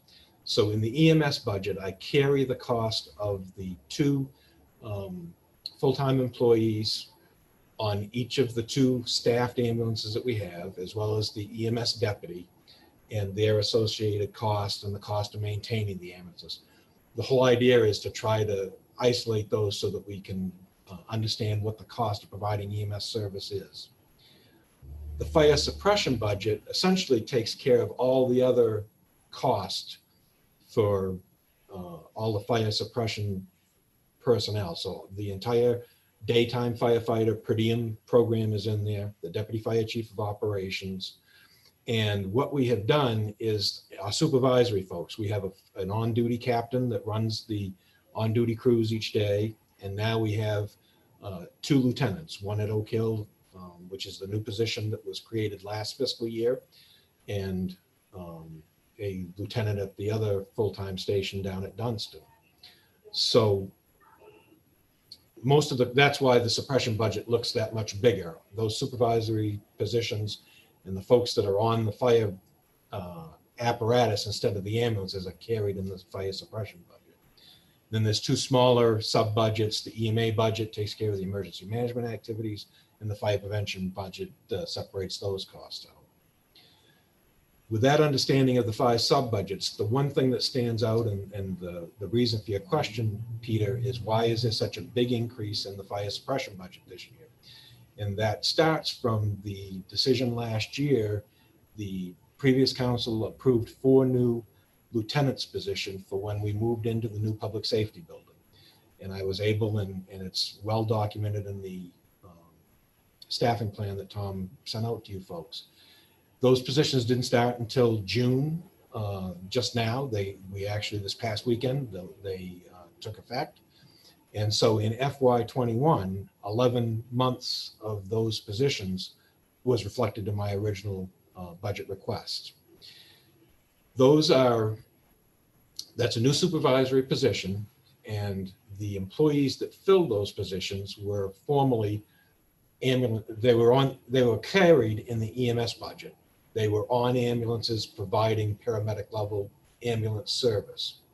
So in the FY21 budget, 4 of those ambulance personnel got transferred to the fire suppression budget because now they are supervisory personnel. So the number of full-time employees in the suppression budget went from 9.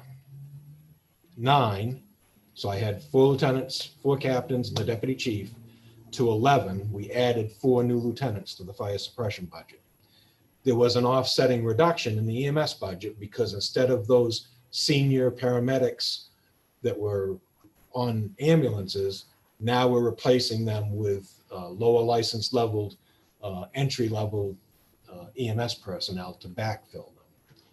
And then further, the EMS budget was impacted because the manager during the first round of cuts eliminated 2 of those 4 full-time positions, so that 2 of our shifts are now short for the first 9 months of the next fiscal year. You said, how are you down 2 positions? I missed that last part. In the manager's budget and what you folks have approved at first reading, it reflects $112,552 reduction because we had not filled 2 of those full-time positions. 2 of the 2 lieutenant. of the 4. We made the lieutenants promotions, Yeah, okay, but we did not backfill their replacements. okay. So existing employees got promoted, they're working their shifts, but Yeah. we did not backfill their spot on a rig. And not in, so that's out of the 21, but so it was in your budget and that's already come out in Tom's adjustments is what you're saying? That's correct, in the first round of adjustments.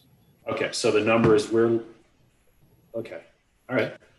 And that's why when you look at the EMS budget is showing a 3.9% decrease this year. Yeah. That's part of why is we've transferred some higher cost employees out of there and we've cut 2 full-time positions essentially. And they're not, okay, so they're out of the 21. You're down 2, Correct. the 21 budget. Okay. And what is the daytime pay? It's up So 53,000. the daytime pay, yep, and there's, I answered most of that in my introductory box. Yeah. That 53,000 still includes a COLA increase. So one of the things that Tom has done in the Okay. first round of cuts is eliminated the non-union COLAs. We provided the data for what that amount would be for the non-union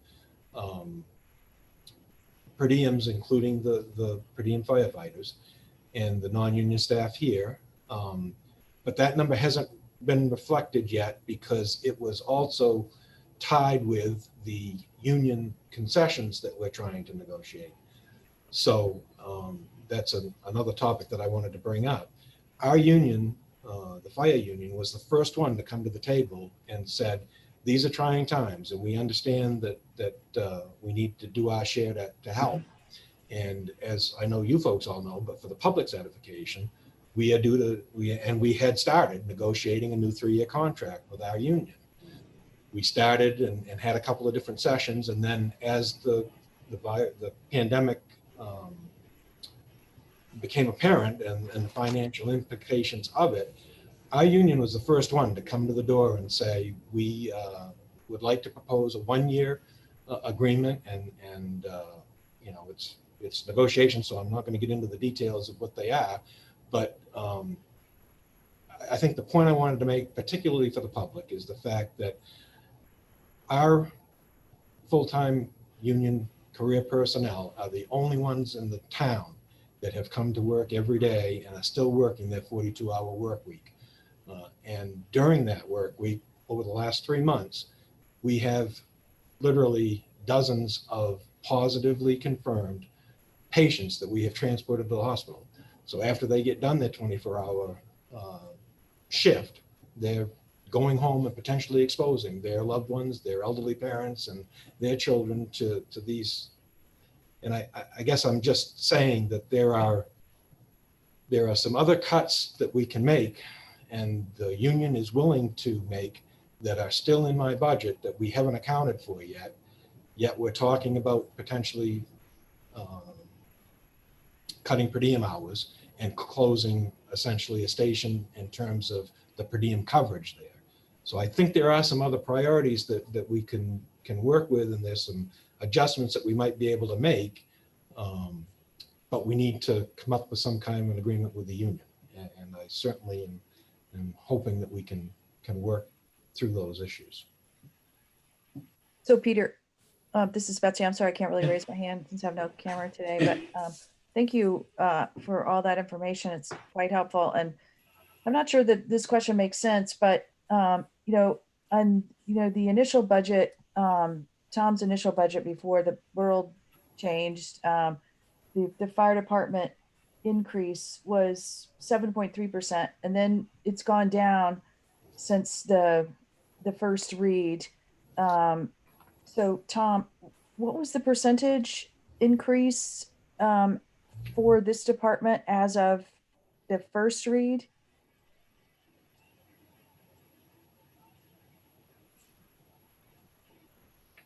I'm sorry, I don't have that number. I know Ruth, she might be very close to have captured all of those savings. But that's been a work in progress since the action was taken in first read. So I don't have that, a new budget, if you will, and therefore I can't give you what the current percentage is after first reading. So I guess my question is to Chief Thurlow, obviously the budget you needed and wanted is the one that goes forward originally.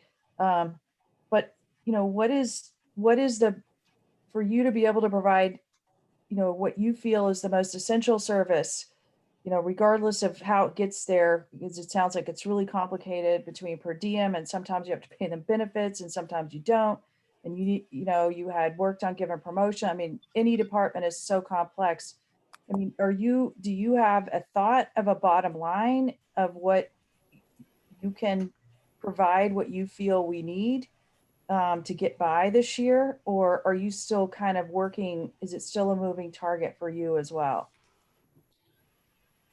Well, Counselor, I'm an advocate for my department, so I submitted my original budget based on the needs of the department and the staffing plan that was put forward.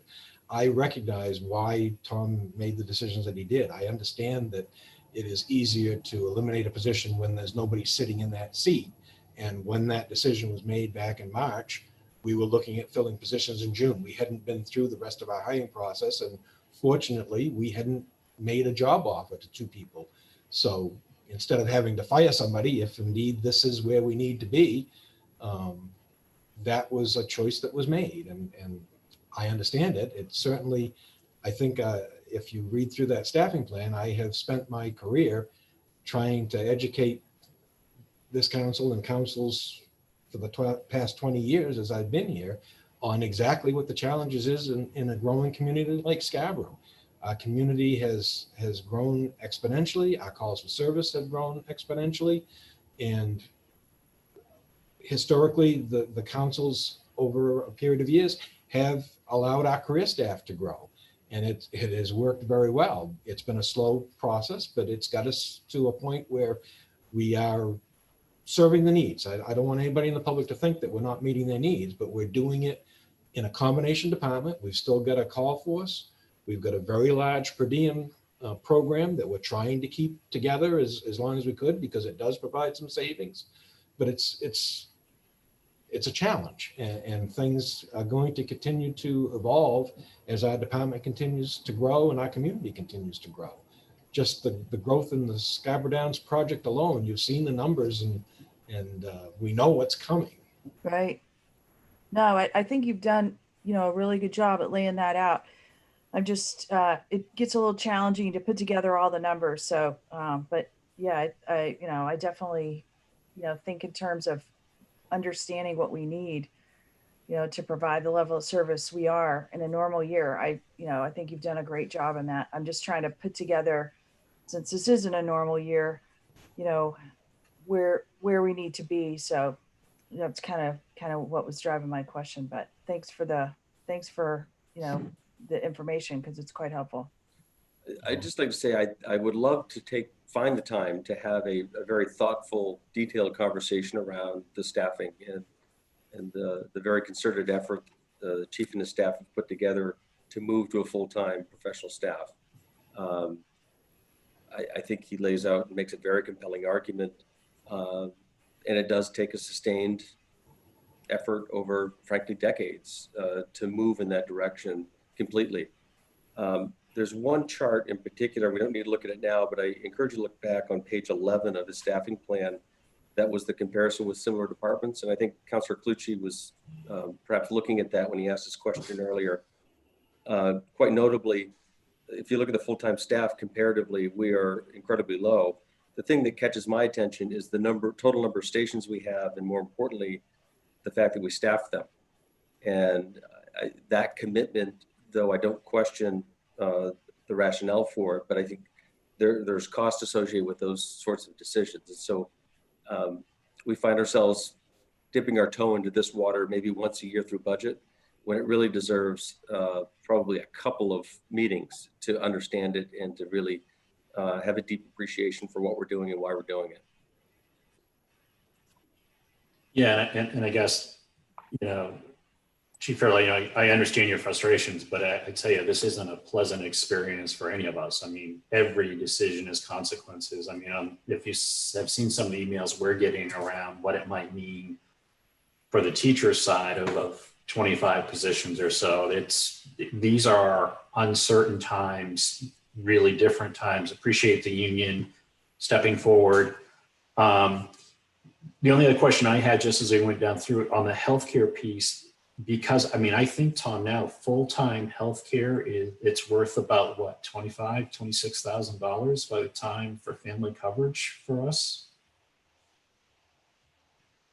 No, That seems a bit high. 20-ish. I think I know commercial for us in our book of business that we do, it's about 20,000 per family, and that's not going through the the municipal trust that I think we go through. But well, the fire union, we were successful in getting them over to a PPO plan, you might recall, in the last condition. So we're moving in the right direction, but that moves at a glacial pace. But huge concession in that regard. I can get you more exact numbers, but that seems a little steep. But your point's well taken. It's expensive. No, and I think my only point was whether at some point, not for this budget cycle, whether at some point, because of healthcare and because of the hour thing we just talked about, whether it is still makes sense to have per diems versus full-time when you fully load all the costs. So healthcare is just exploding, and it's probably not going to get better anytime soon. So yeah, as the chief mentioned, he would love to have 10 new hires and not in doing so, not have to get over that, go over that threshold where they're eligible for healthcare benefits. But yeah, I mean, it might be a worthwhile exercise to say that may be, instead of having 2 per diems getting, 2 insurance coverages, to have a full-time. So, I mean, we should just look at that at some point. Yep. Peter, to specifically answer your question about the 50% increase, that the reason for that increase in that line and your third question was the point that I made when we transferred those employees from the EMS. Yeah, okay. I didn't realize that part. So that there's 4 new employees in that sub budget. That's yeah. what goes up. And that makes sense. And so yep. I didn't mean to push buttons. I just think I it was important. I know there's others out there that are asking similar questions. So thank you for taking the time to and Tom, I totally agree. Your concept, I think we should revisit sort of the staffing and model and all those types of things. And maybe I'm not sure where that belongs, whether it's a town council workshop or it's a finance committee, but I think it's a great suggestion. And please take my comments in the vein in which they were intended. But what's I only have a limit. Please take my comments in the vein they were intended. I only have a few minutes, and I think you pay me to be an advocate for my department. So I'm so. Oh, we know that, and we appreciate all that you did. Thank you. Peter, I'd just like to echo your comment that I do think that maybe a workshop or something to look at this is probably relevant and timely because, well, one, I mean, the fact that we have per diem officers out there with potentially without health insurance in this environment scares me. I think we need to kind of take a hard look at that and see, is that really the direction we want to continue moving down as a town? And are there things that we can do to try to move more towards a full-time workforce that has benefits and protection for this situation? Councilor Clucci, just keep in mind, many of our per diems are full-time somewhere else. So presumably they have health coverage, but that's not always the case for sure. Good. Councilor Hanley, I think your hand was up at one point. Sorry. No, I just want to thank Chief Thurlow for, he highlighted the fact that these folks are out there, working long hours and, they're by definition, they are exposed to greater risk than a lot of other types of jobs. So we realize that, we appreciate that. The question I have, the problem I have is that, we've been looking at the staffing plans for a while. They all assume big increases, step each year, going higher and higher in terms of number of calls.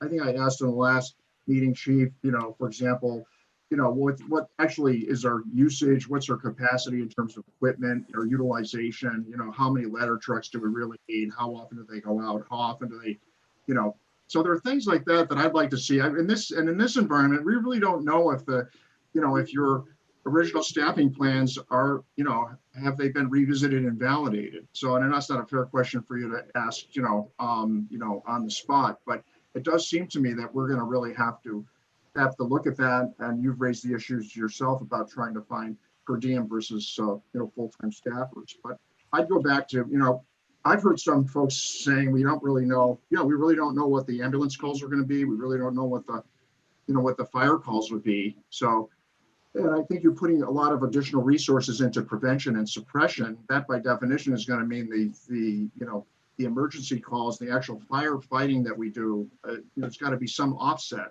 for that. So what is this part of your staffing plan, or do you have any way of trying to make some sort of, real-time adjustment to that in the middle of all this stuff that's just happened in a couple of months? So, Counselor, I guess I'll start by saying that staffing plan was first created in 2003, 2 years after I started. It has been revised, I think, 5 times now, the most recently last budget season a year ago. So all of the data in there is very much up to date. The calls for service projections are not guesses. They are based on 25 years of historic average. So I went back 25 years, took the actual increases over that period of time and used that going forward to forecast the growth.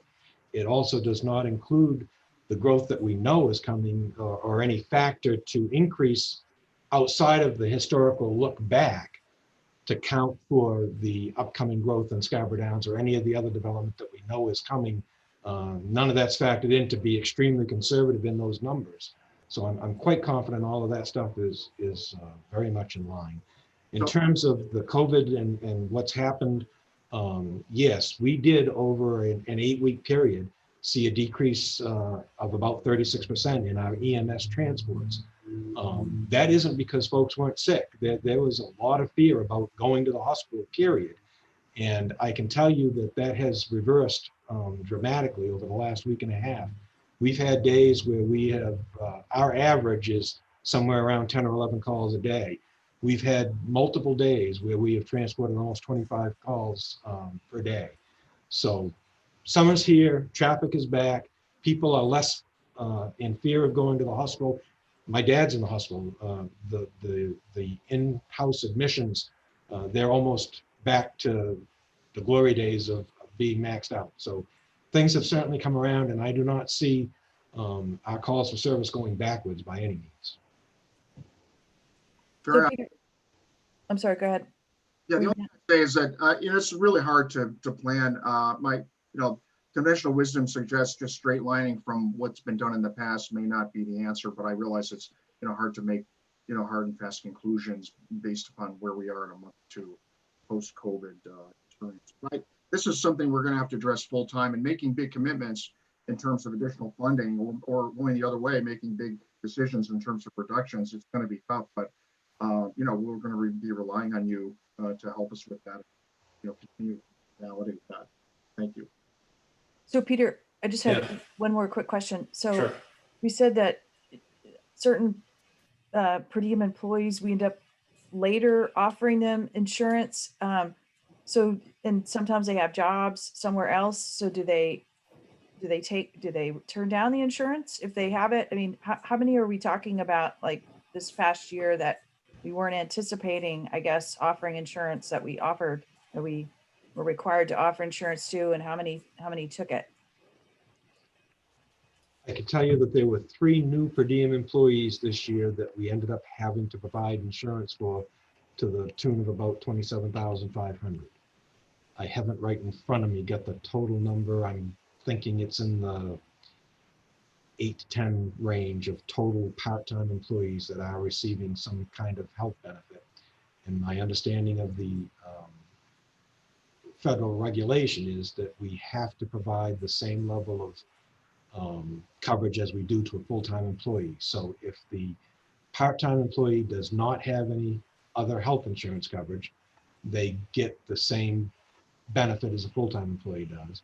If they do have coverage elsewhere, then they are eligible for the town's buyout, which I think is $1,500 a year now or something like that. And they probably, Chief, if they have coverage elsewhere, can they make a choice between which plan they want to be on? So if ours is a richer benefit than their other employer, they can opt out of. I know a lot of companies have those buyouts, so I'm assuming that if they are working for two different entities and they decline coverage at one, they can elect it through us. Yeah, I believe, and once again, Liam is the expert on this, but I believe that the federal regulation doesn't differentiate between part-time. If you work over 30 hours on average in a calendar year, you are eligible to the same health benefits as a full-time staff. And to answer Betsy's question, it sounds like we mean to schedule them, or the intent was to keep them under, but because of the shortage, you're having to have them work longer, which then makes them eligible. Correct. In our scheduling Not process, necessarily, yeah. in our scheduling process, we don't schedule them for that time, but there are, because of the shortage of employees, there's always open shifts. Somebody is working and has to have the shift off, whatever, and then it becomes, open for anybody to be able to take up to a cap. And there are just certain employees that aren't working anywhere else. They're using this as essentially a full-time job. And week after week, they're working more than 30 hours and end up qualifying. And then is that annually? And then once they go past that, it's, so how does that work? If they drop back down, or once they're on the plan, they are just eligible for it each year regardless, or? No, they have to maintain eligibility. So if they miss that, and we've had that happen a number of times where, they come in the next year when we run the stats, they come in at 28 and a half hours on average and they lose the benefit. Yeah, so that's a big challenge. Thanks. It is. Hey, John, that's anything else for the chief? Thank you. Thanks for your patience tonight with us. You're welcome. Thank you. And Tom, I think then police too this evening? Yes, Chief Thurlow, Chief Moulton is here. Okay. And Larissa will permit him in.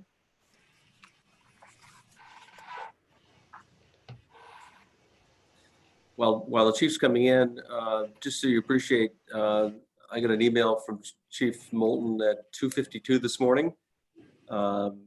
He was, I don't know exactly whether he was returning to the station, but he was still awake. Our department was providing mutual aid to City of Portland, given some of the shenanigans last evening. So please be gentle on him. I suspect he's sleep deprived at the very least. And if people hadn't heard, there was a period of time last night where they closed both Mercy's emergency department and Maine Meds. And Maine Meds, the only place in the state that has what was it, level 1 acute care, the most severe, which means during that time period, if someone were injured or had an emergency, they'd have to go elsewhere. That's really concerning. I wasn't aware that they actually closed the ERs, but I know they closed routes to them. So effectively, we couldn't get there. There was a lot of conversation around this morning. I think that has been acknowledged as something they will avoid in the future. So let's hope that they've learned from that. Yeah, great. Thank you. Chief Moulton?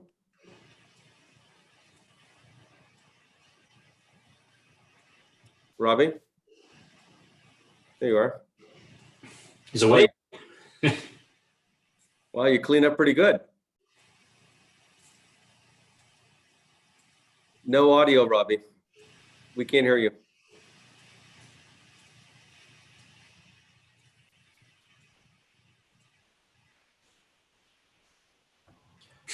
It may be Larissa that needs to allow him? Because I Nope, don't he's think got full panelist ability.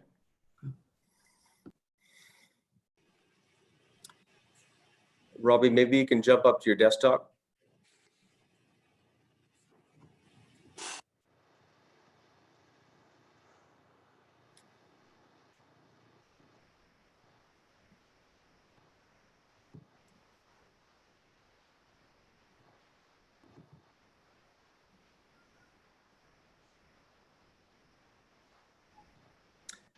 How's that? Any better?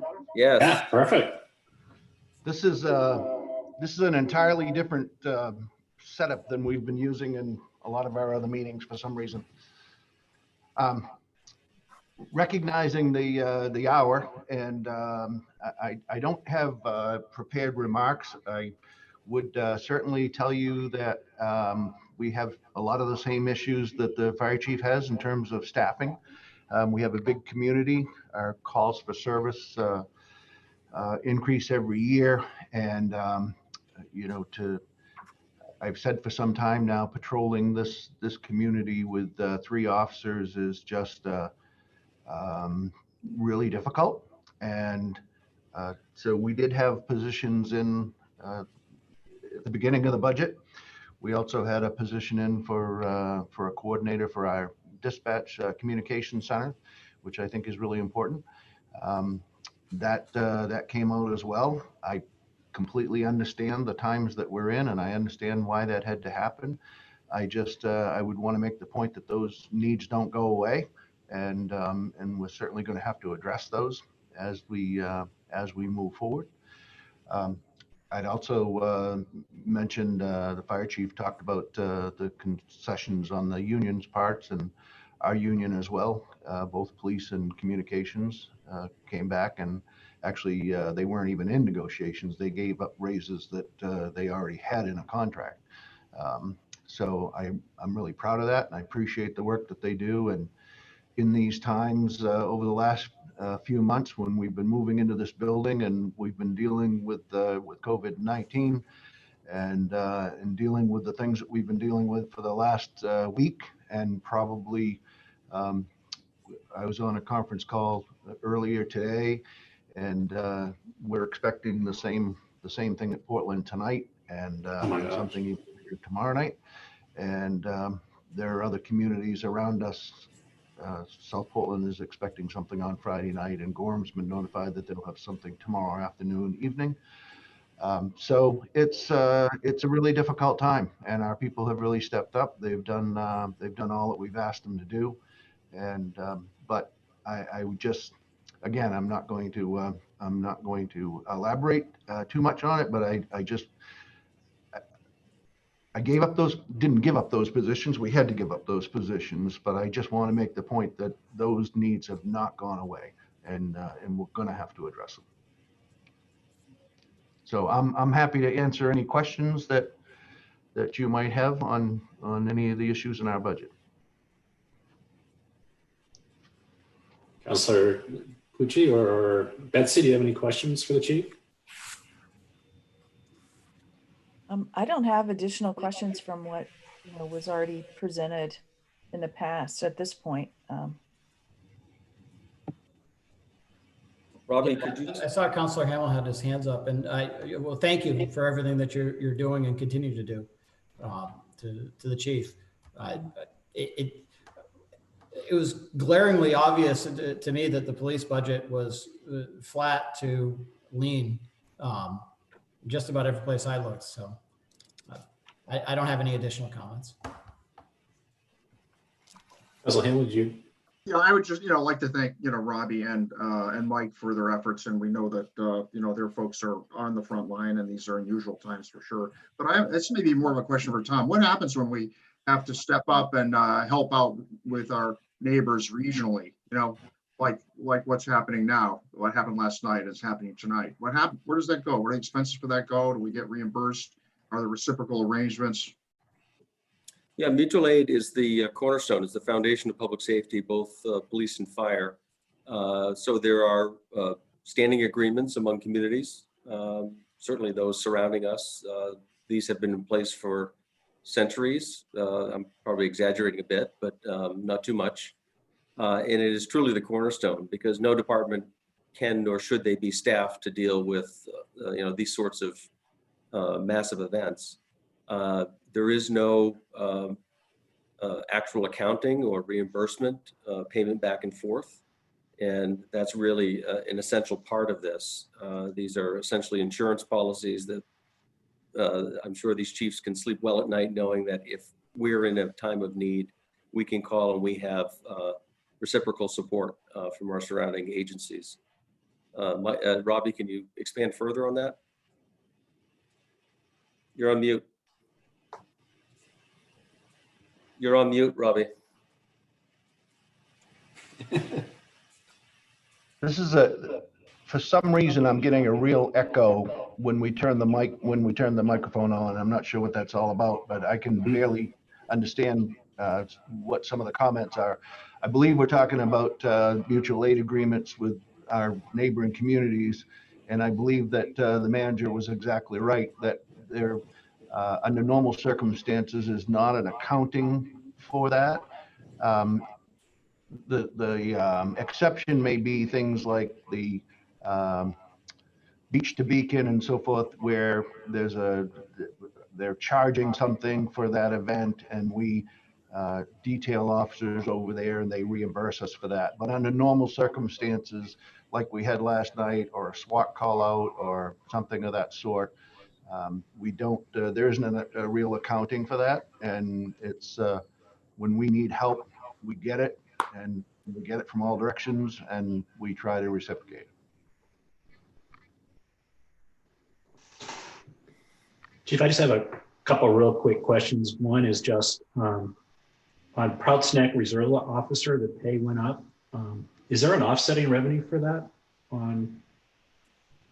It was Prouts Neck Reserve Officer pay increased 26%, but that's usually paid for by Prouts Neck, right? So there's an offsetting revenue line. I believe, Mr. Chairman, if I understood what you were asking, it's about Prouts Neck and the reimbursement for Prouts Neck. Yeah. Going up 26%. And that the reason for that is that we've been having, same as the fire chief has, we've had real issues hiring part-time people as reserve officers to fill some of those positions that we need to fill. And so last year we experimented a bit, and we took a full-time officer when the schools were out and we had our school resource officers back available to us.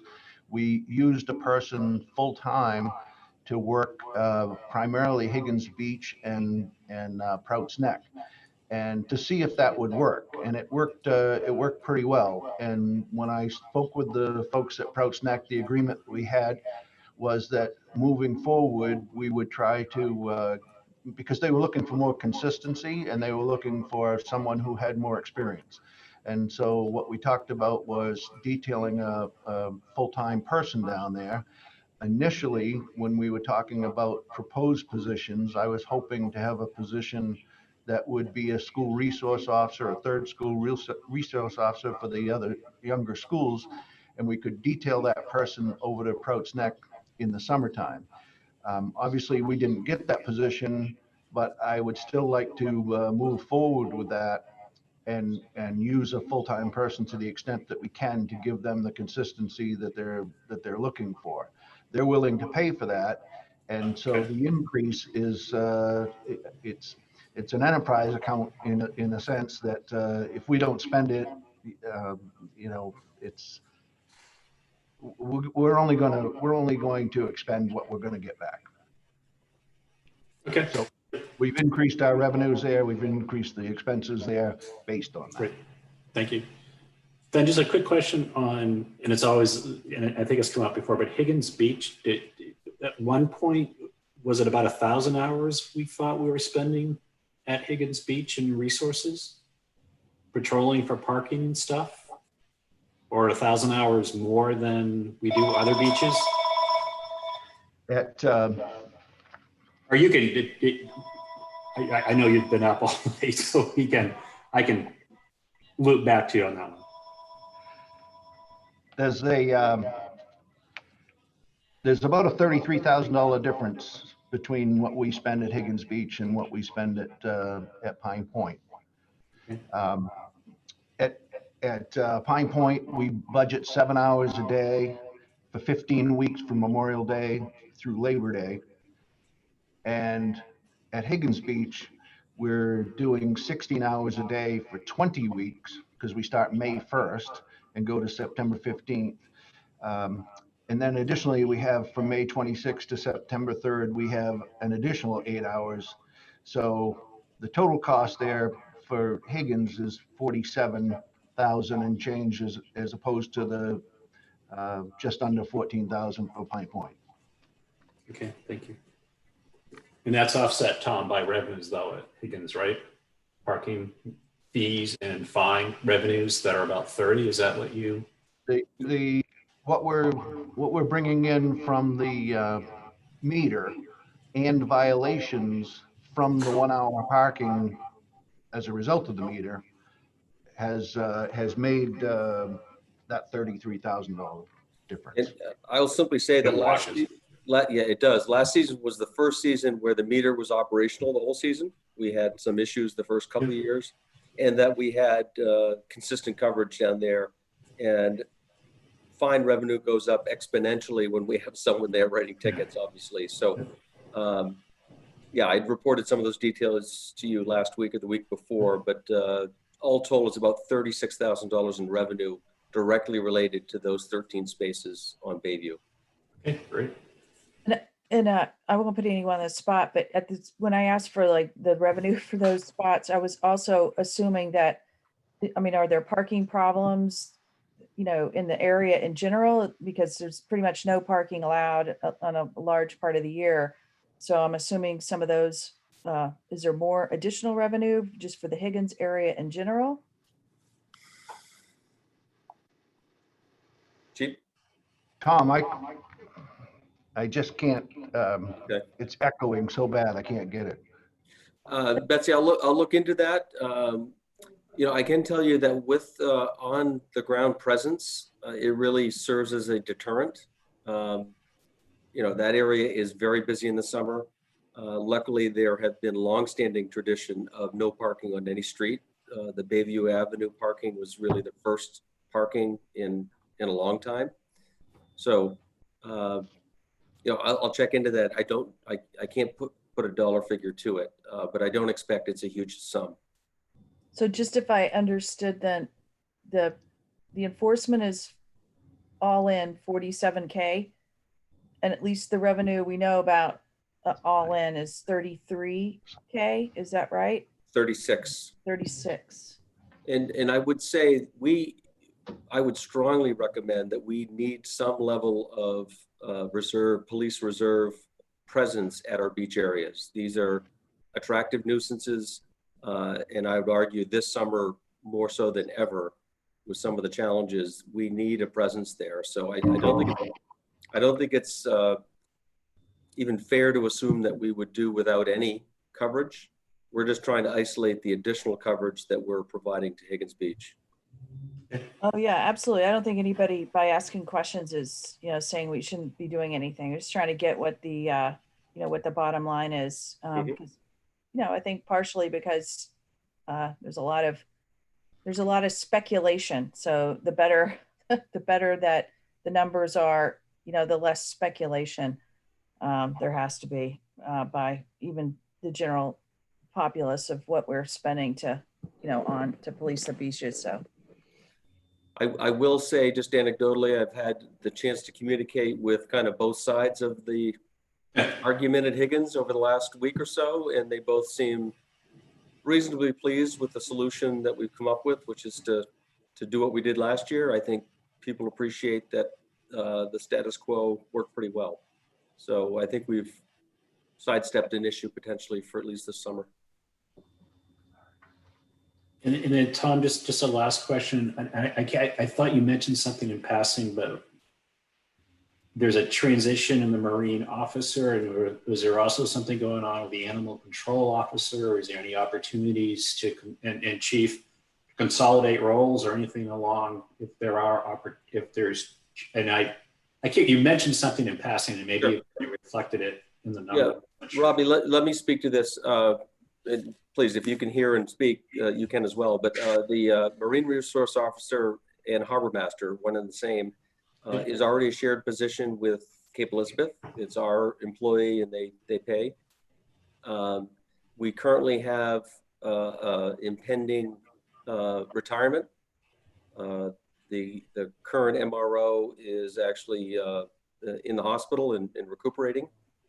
So the position is not formally vacant. We're using a reserve officer to kind of fill in the holes in the meantime. So I offer that up in the course of budget discussions because it's going to be a vacancy. And so I'd always look to make decisions based on attrition first rather than displacing full-time staff. Yeah. But I think there's a real loss. And Peter, you more so than most probably appreciate the value that position brings to the shellfish community and also just enforcement on the marine front. The other piece is the animal control officer. We have long had our own full-time officer and still do. About 3 weeks ago, we were approached by Westbrook. Okay, that was okay. And Robbie and his team have continued those conversations to the point that we've traded numbers and we're starting to talk about an interlocal agreement. So being a bit presumptuous, I've included that amount in what I presented earlier this evening, but it's subject to full review and approval by council. Okay. And Chief, right, okay. And I think with that, I don't have any additional questions, Chief. We appreciate John and Betsy. Do you have any additional questions for the Chief in the budget? Thank you, Chief. Yep, thank you, and stay safe. Don, you have anything? No, thanks. Thanks, Chief. And so with that, Chief, thank you very much. I hope, it sounds like you might be back on deck tonight for round 2 of what's going on. Thank you for all that you do. And I don't know if the Chief's still on. I know my father-in-law has been, as part of those statistics, my father-in-law, I think, has now been transported 3 times to the health facility. So he's getting the service firsthand, so to speak. Larissa, do we have anybody? We'll open this up for public comment. Do we have anybody that's raised their hand or is interested in talking to us? Not that is in public comment on your Zoom meeting. And let me just check a quick update of I'm not seeing that there's anyone that is on your email either. Okay, thank you. And I guess the other item tonight, Tom, was the IT budget? Yes, Don Bejen, the IT director, is with us and certainly pleased to chat with you and entertain your questions if you still have the energy.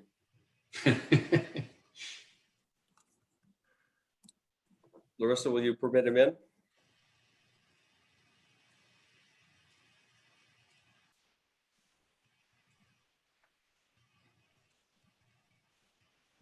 Don, are you with us? Yes, I am. It would be a bad look for the IT director to have video or audio problems. So let's see. Believe me, I've had it happen before, so it's a good look. It makes everyone else feel good. Good evening. Thank you for joining us. Councilor Cludier or Lyson, do you have any questions for Donald? Sorry, it kind of looked like there was a presentation that was popped up earlier, or was that just a screen? Oh, that was just my screen. Okay. Well, I had some questions ahead of time. I'm not sure. I mean, do I need to read them out, or did you just want to kind of go through them, or? Yeah, I could probably be appropriate, especially given the time. Let me go through the questions. I believe everyone has a copy of the responses. There's a couple tweaks on those that I need to make a couple corrections, as well as a couple pieces of information that I wasn't able to obtain and include in the original response.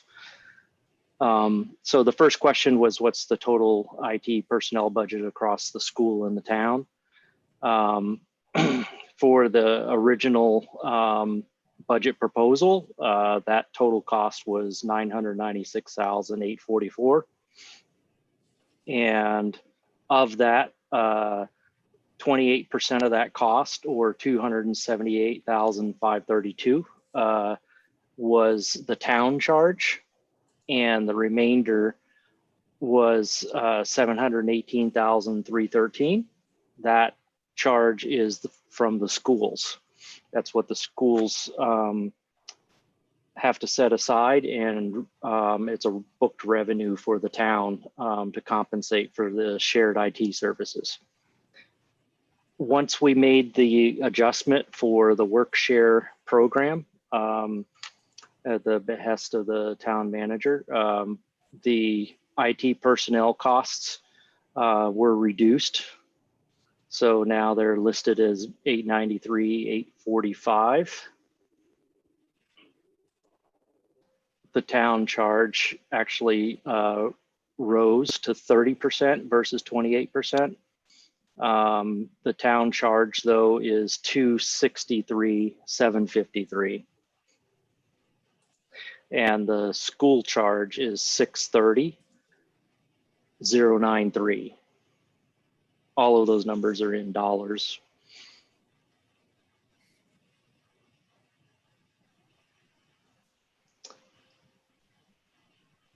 One error that I made, and Ruth caught me on it, was that in my response, I said we have 10 total FTE in the IT department. 5 of them are fully funded by the school department, and 5 of them are funded 50-50 by the school and the town. I believe I'd originally responded that it was 4 and 6.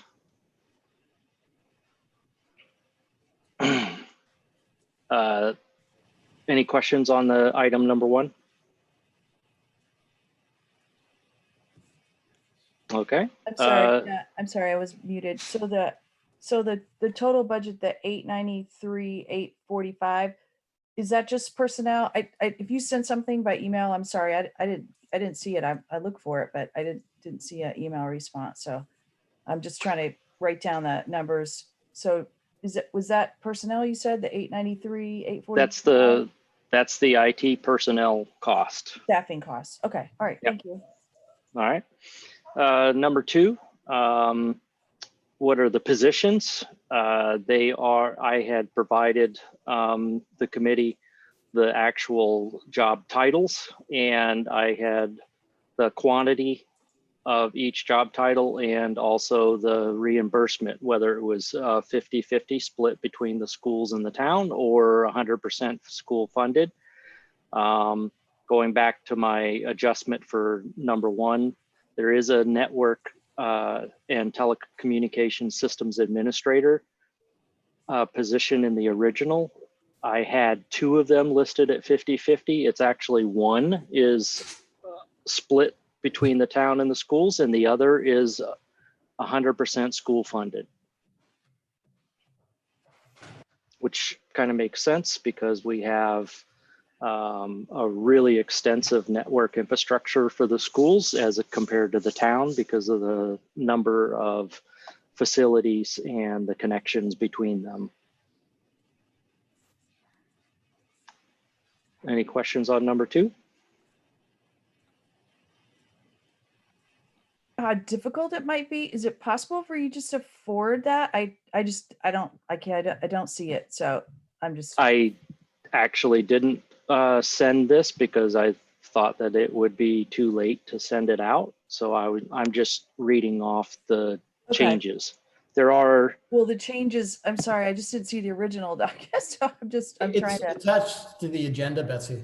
I believe. Oh, it's the all way down. agenda. Okay, yes, I did see it there and I've got it on. Okay, yeah. I'm going back through email to have it on the screen. So sorry about that. Yeah, there's both the presentation that Don put together, a PowerPoint, and those questions and answers that I think we need to update slightly, but they were supplied on Friday and part of the public information. Right. I'm sorry. I was trying to pull it back up on my screen while we were talking and I'm like, it's gone out of email, but I got it. Yeah. Thank you.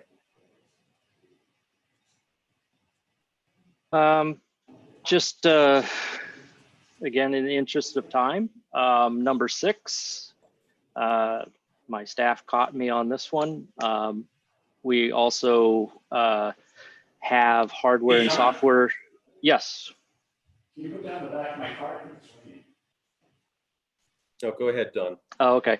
On number 6, we also contract some shared resources for the Microsoft Server and Sophos antivirus systems that are shared between the town and the schools. And on number 7, I felt that I was a little ambiguous. So to answer that more succinctly, the question was, is there any part of SCTV funded in IT, and is there any staff crossover? The response is there is no funding for SCTV provided by IT, nor any staff crossover. SCTV is funded and provided separately by Community Services via the Municipal Cable Franchise Agreement. Thought that might be a little more clear how that works. And then Don, I Go will ahead. say, I think you're selling yourself a little short, though. There's no kind of technical accounting for it. I know members of your staff have been really helpful working in this remote environment, particularly getting us connected with YouTube and the like. So there's certainly, these are our technical support folks. And so though there's no direct line, we often lean on them for all sorts of advice. So there's a little crossover, I would suggest, but not enough to account for. yes, I think that's entirely accurate. But I don't want to steal anyone's thunder either. So we tend to be a little under-assuming here. In the next question, though, we do directly address that. Number 8, how does the YouTube to SCTV streaming work, and does it require human intervention, or is it automatic? Since the onset of the pandemic and the shift to predominantly remote work as well as remote meetings, I can say that the SCTV staff is manually downloading the YouTube video created by the Zoom webinar, like this session, which is combined with the YouTube live streaming event. That's been done entirely by my staff, but the SCTV staff then manually downloads it, converts it for broadcast via SCTV, and posts it via their encoder for periodic broadcast based on the schedule that they've created. This is the enhancement, I would say, that allows us to be able to post the YouTube recordings instantly. It's changed the timeliness of the availability of the material, the meetings and the sessions from pretty much instantaneously to from what it was before. It took a number of hours and sometimes a little more than a day to get it turned around. And that was the last of my little updates to my original response. Any questions?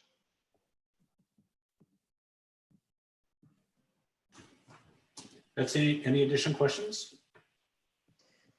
Yeah, I guess, so do you have any idea in terms of, with everything that you support, how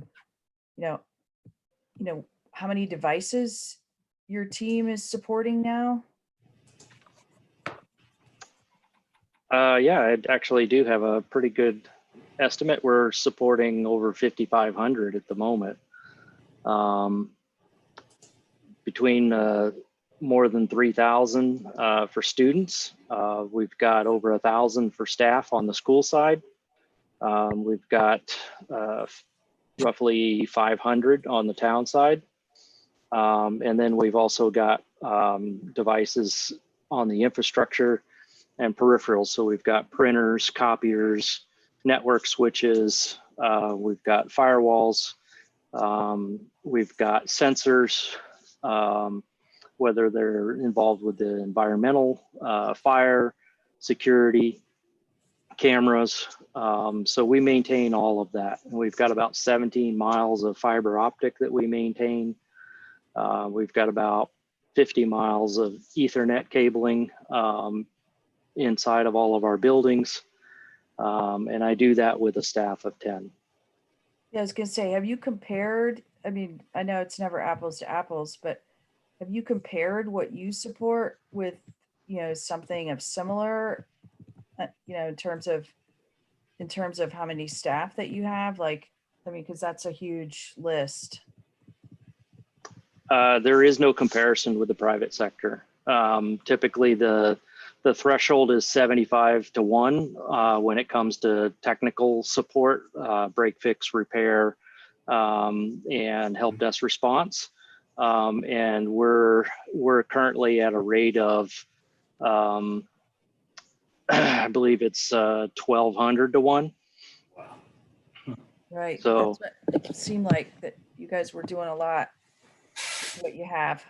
If you look at the first slide in that presentation that I provided to you, you can also see that our help desk calls went up by 46% as soon as we went remote. Right. Yeah. It seemed like you were doing a lot with what you have. So just one other question, because the website is kind of a website for both the school and the school and town is kind of a hot topic, and we're working on moving towards something different. When we were asking about the webmaster and some of the things that the webmaster was doing, we were told that the webmaster was working on databases for the school. So is there additional programming and database management tasks? I mean, are we missing a database position? I mean, I know this is not the year to ask, but are we having to stretch the webmaster into DBA type functions? What's your thought on that? The easy answer is yes. Okay. Between myself, the deputy director, and the webmaster, the three of us share a lot of those responsibilities in doing back-end development work that includes basic database development, as well as data management and analysis work. That's mostly on the school side, but we also do some on the town side where we're taking raw data and trying to present it in manageable ways so that people can use the information we've collected rather than just parking it in a garage. Councillor Gleisten, I know you've asked me some very detailed questions, and I'm pleased to respond to you on that. I will also say that because of reduced hours and priorities, frankly, the webmaster is really focused in some other areas right now. I have made a decision to increase hours for him for the website and for other reasons. So I will be responding to you completely and thoroughly. Yeah, no. I mean, we have some time on that anyway. I'm just kind of, it's not the year, but I'm just, we just expect more and more of IT all the time, and and communications are dependent on them. So I'm just, trying to see, if you looked at, if you're as an IT director, you probably always have like 1,000 things that you're not doing because everybody always wants more and more and more. Have you looked at any outsourcing that would be like a DBA outsource, or, even outsourcing the websites or something similar to that might be advantageous to, delivering more, not necessarily for less, but being able to deliver more? I have actually. I do it on a regular basis because I've divided out the IT services into essentially 5 different areas. And I look at what our options are. Budgeting has become pretty much a year-round process at this point. And just based on experience in other organizations as well, I've gotten pretty good at this. So specifically about the website, we've looked at several tools and services that would allow us to basically outsource or offload the website development as well as daily workload. Each and every one of them would end up costing us as much or more than a full-time FTE. And frankly, would not give us the, at this point, give us the flexibility to work with staff in the places, I'll call it the places that they are at the moment. Keep in mind that not all of our staff are prolific technology users. And so to be fair, we need to bring our staff along. I think that we may need to increase the pace to some extent, but I think to be fair to the town and to the school employees, throwing the workload out to an outsourced vendor usually represents an increase in operating costs because you start getting charged for help desk tickets beyond a certain volume. You start to incur funneling issues whereby you have to, the IT staff or someone designated has to preload the work that's being outsourced so that you don't run the risk of having an open check. So there's a lot of considerations to take in there. And at this point, like you've said about the database administrator or similar position, this is not the year to do that. Right. Yeah. It just says the elected official, we've been talking quite a bit about, improving communications, and, the initial answer on that was, well, the budget keeps getting cut. So, it's not fair, to ask for more, if you're not willing to, understand what the funding is to get more, or what you would have to give up, to make some front end changes, that would impact how the town sees our outward communication. I think, you came to one of our meetings, search tools, types of things that the end users touch and feel, the residents. So, I just, to me, it seems like you're doing a lot. And I just have had that validated by all the information that you've shared. So I appreciate that.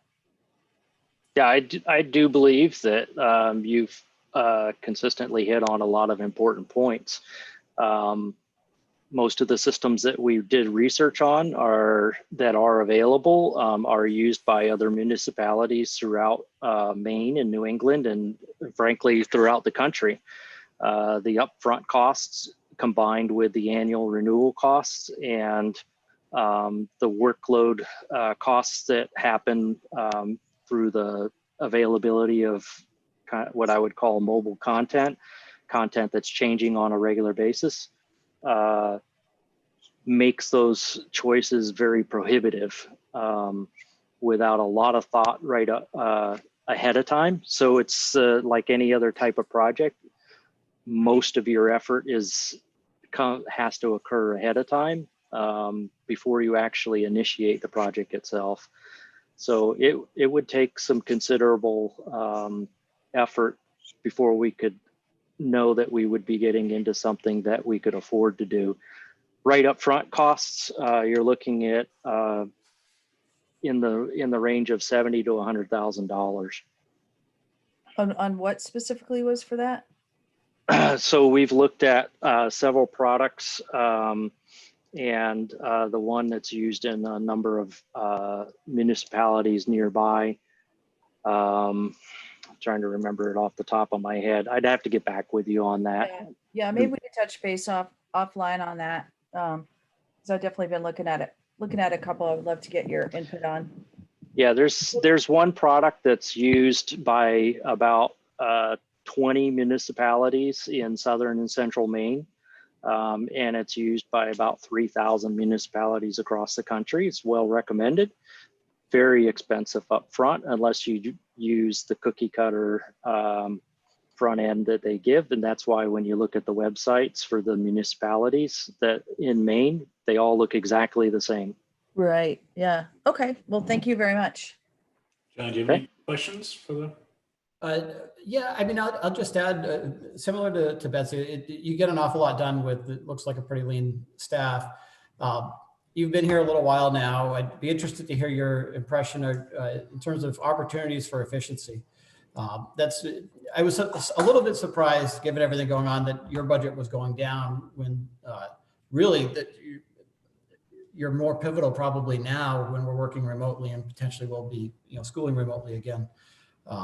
So I just wanted to, well, one, give you an opportunity to speak to that, but then also, as you've seen how we operate as a town in the different areas, do you think there's opportunities to take on projects that might make us more efficient as an organization? Certainly, I really appreciate the ground that was covered by my peers, the two chiefs, chief of fire and police. So they've covered a lot of ground that that I would probably mirror. I mean, everyone has an important thing, but personally, I feel that I would defer to public safety over IT in a lot of these in a lean budget year. It's hard for me, and I think everyone, to make a good argument for let's expand IT to the detriment of public safety. So having said that, I do have some ideas and some pretty sound facts to back it up, but it's probably not the right time. Some of the things that I've done, though, since I've been here, it's been right at a year, just over. We were able to reduce a lot of our operating costs slightly because we eliminated a lot of the redundancy that was occurring. So we eliminated software that was same or similar across different departments, as well as in the schools or in the town. So we've worked really hard over the last year to make sure that we're using one package, not two packages or three. We also look really hard at hardware. What are we doing to consolidate hardware systems so that we don't have stacks of hardware operating in silos? So we're clustering a lot of our hardware now and making them fully redundant. That not only does that it increases our initial acquisition costs, but it reduces our operating costs over time. It also improves our disaster recovery and business continuity posture. So put a lot of focus on that. One reason our budget dropped too is that the town manager and I and the department heads have had to make some tough decisions around primarily hardware requests coming from different departments. All things that are considered technology are funneled through the technology department. So my budget doesn't necessarily completely reflect things that the IT department is doing. It's reflecting the costs that other departments have that they are seeking to do. For example, the fire department or the police department or public works, and the devices that they need in their vehicles and so on. So we've had to make some decisions around life cycle span. Just if I could, Don, prior to you coming, a couple years back, we did, and we've successfully consolidated all IT purchases in IT. Mm-hmm. Historically, departments would carry their own, and they'd go out on their own and buy devices and software, and then it was IT's headache to figure out. So we worked very hard, and I credit the senior staff with really being diligent in terms of pushing all software and hardware requests through IT. And that's allowed, I think, a much more streamlined and better process and cheaper process in the end. Yeah, I have to credit my predecessor and Tom, as well as all of the senior department heads for starting that work several years ago. It's made my work a lot easier just in the past year. It also helped us be able to identify where we had redundancies in the system. We had an increase in our internet service costs. You noticed that in the slides that I gave you. It looks like we had a 38% increase, in fact. I want to point out though that it's actually a wash, because we're booking a revenue for that increased cost. So we had to put in a new circuit to replace the old circuit between our dispatch and Old Orchard Beach. Old Orchard Beach is reimbursing us for the cost of that circuit. So we pay it, they pay us. It's a net zero. I think that the efficiencies that we need to put in place is we need to be focusing, number one, on more automation of the workflows.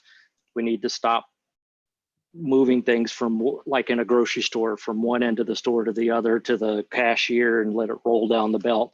We really do need to find ways to try to speed up the time from the time that an issue enters the door to the time it gets out the door, and everybody that had to touch it along the way, just like any other business. I'll go back to my original comment though about the website, is that we have staff in many different places, and you really do, as a culture, you have to be respectful of that. You can't just snap your fingers and change it.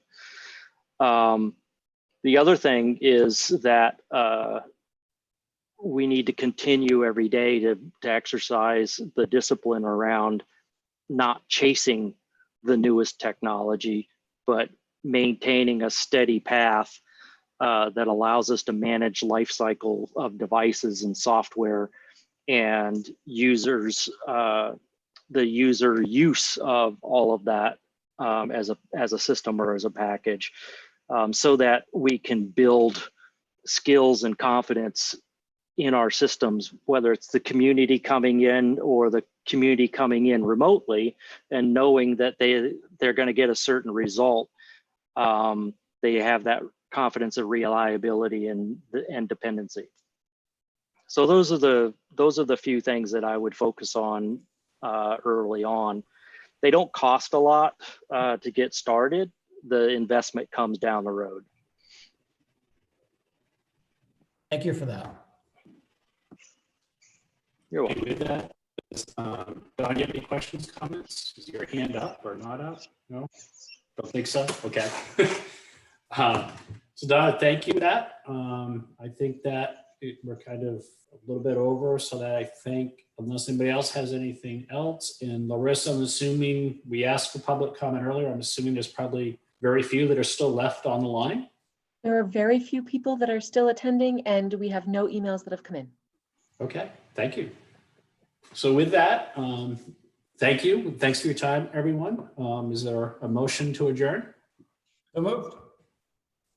Second, All those in favor? I guess Colette, you're up again one last time. And Okay. Counselor Clucci, Yes. Counselor Glystein, yes. Counselor Hayes. yes, thank you, everyone. It's a long Thank you.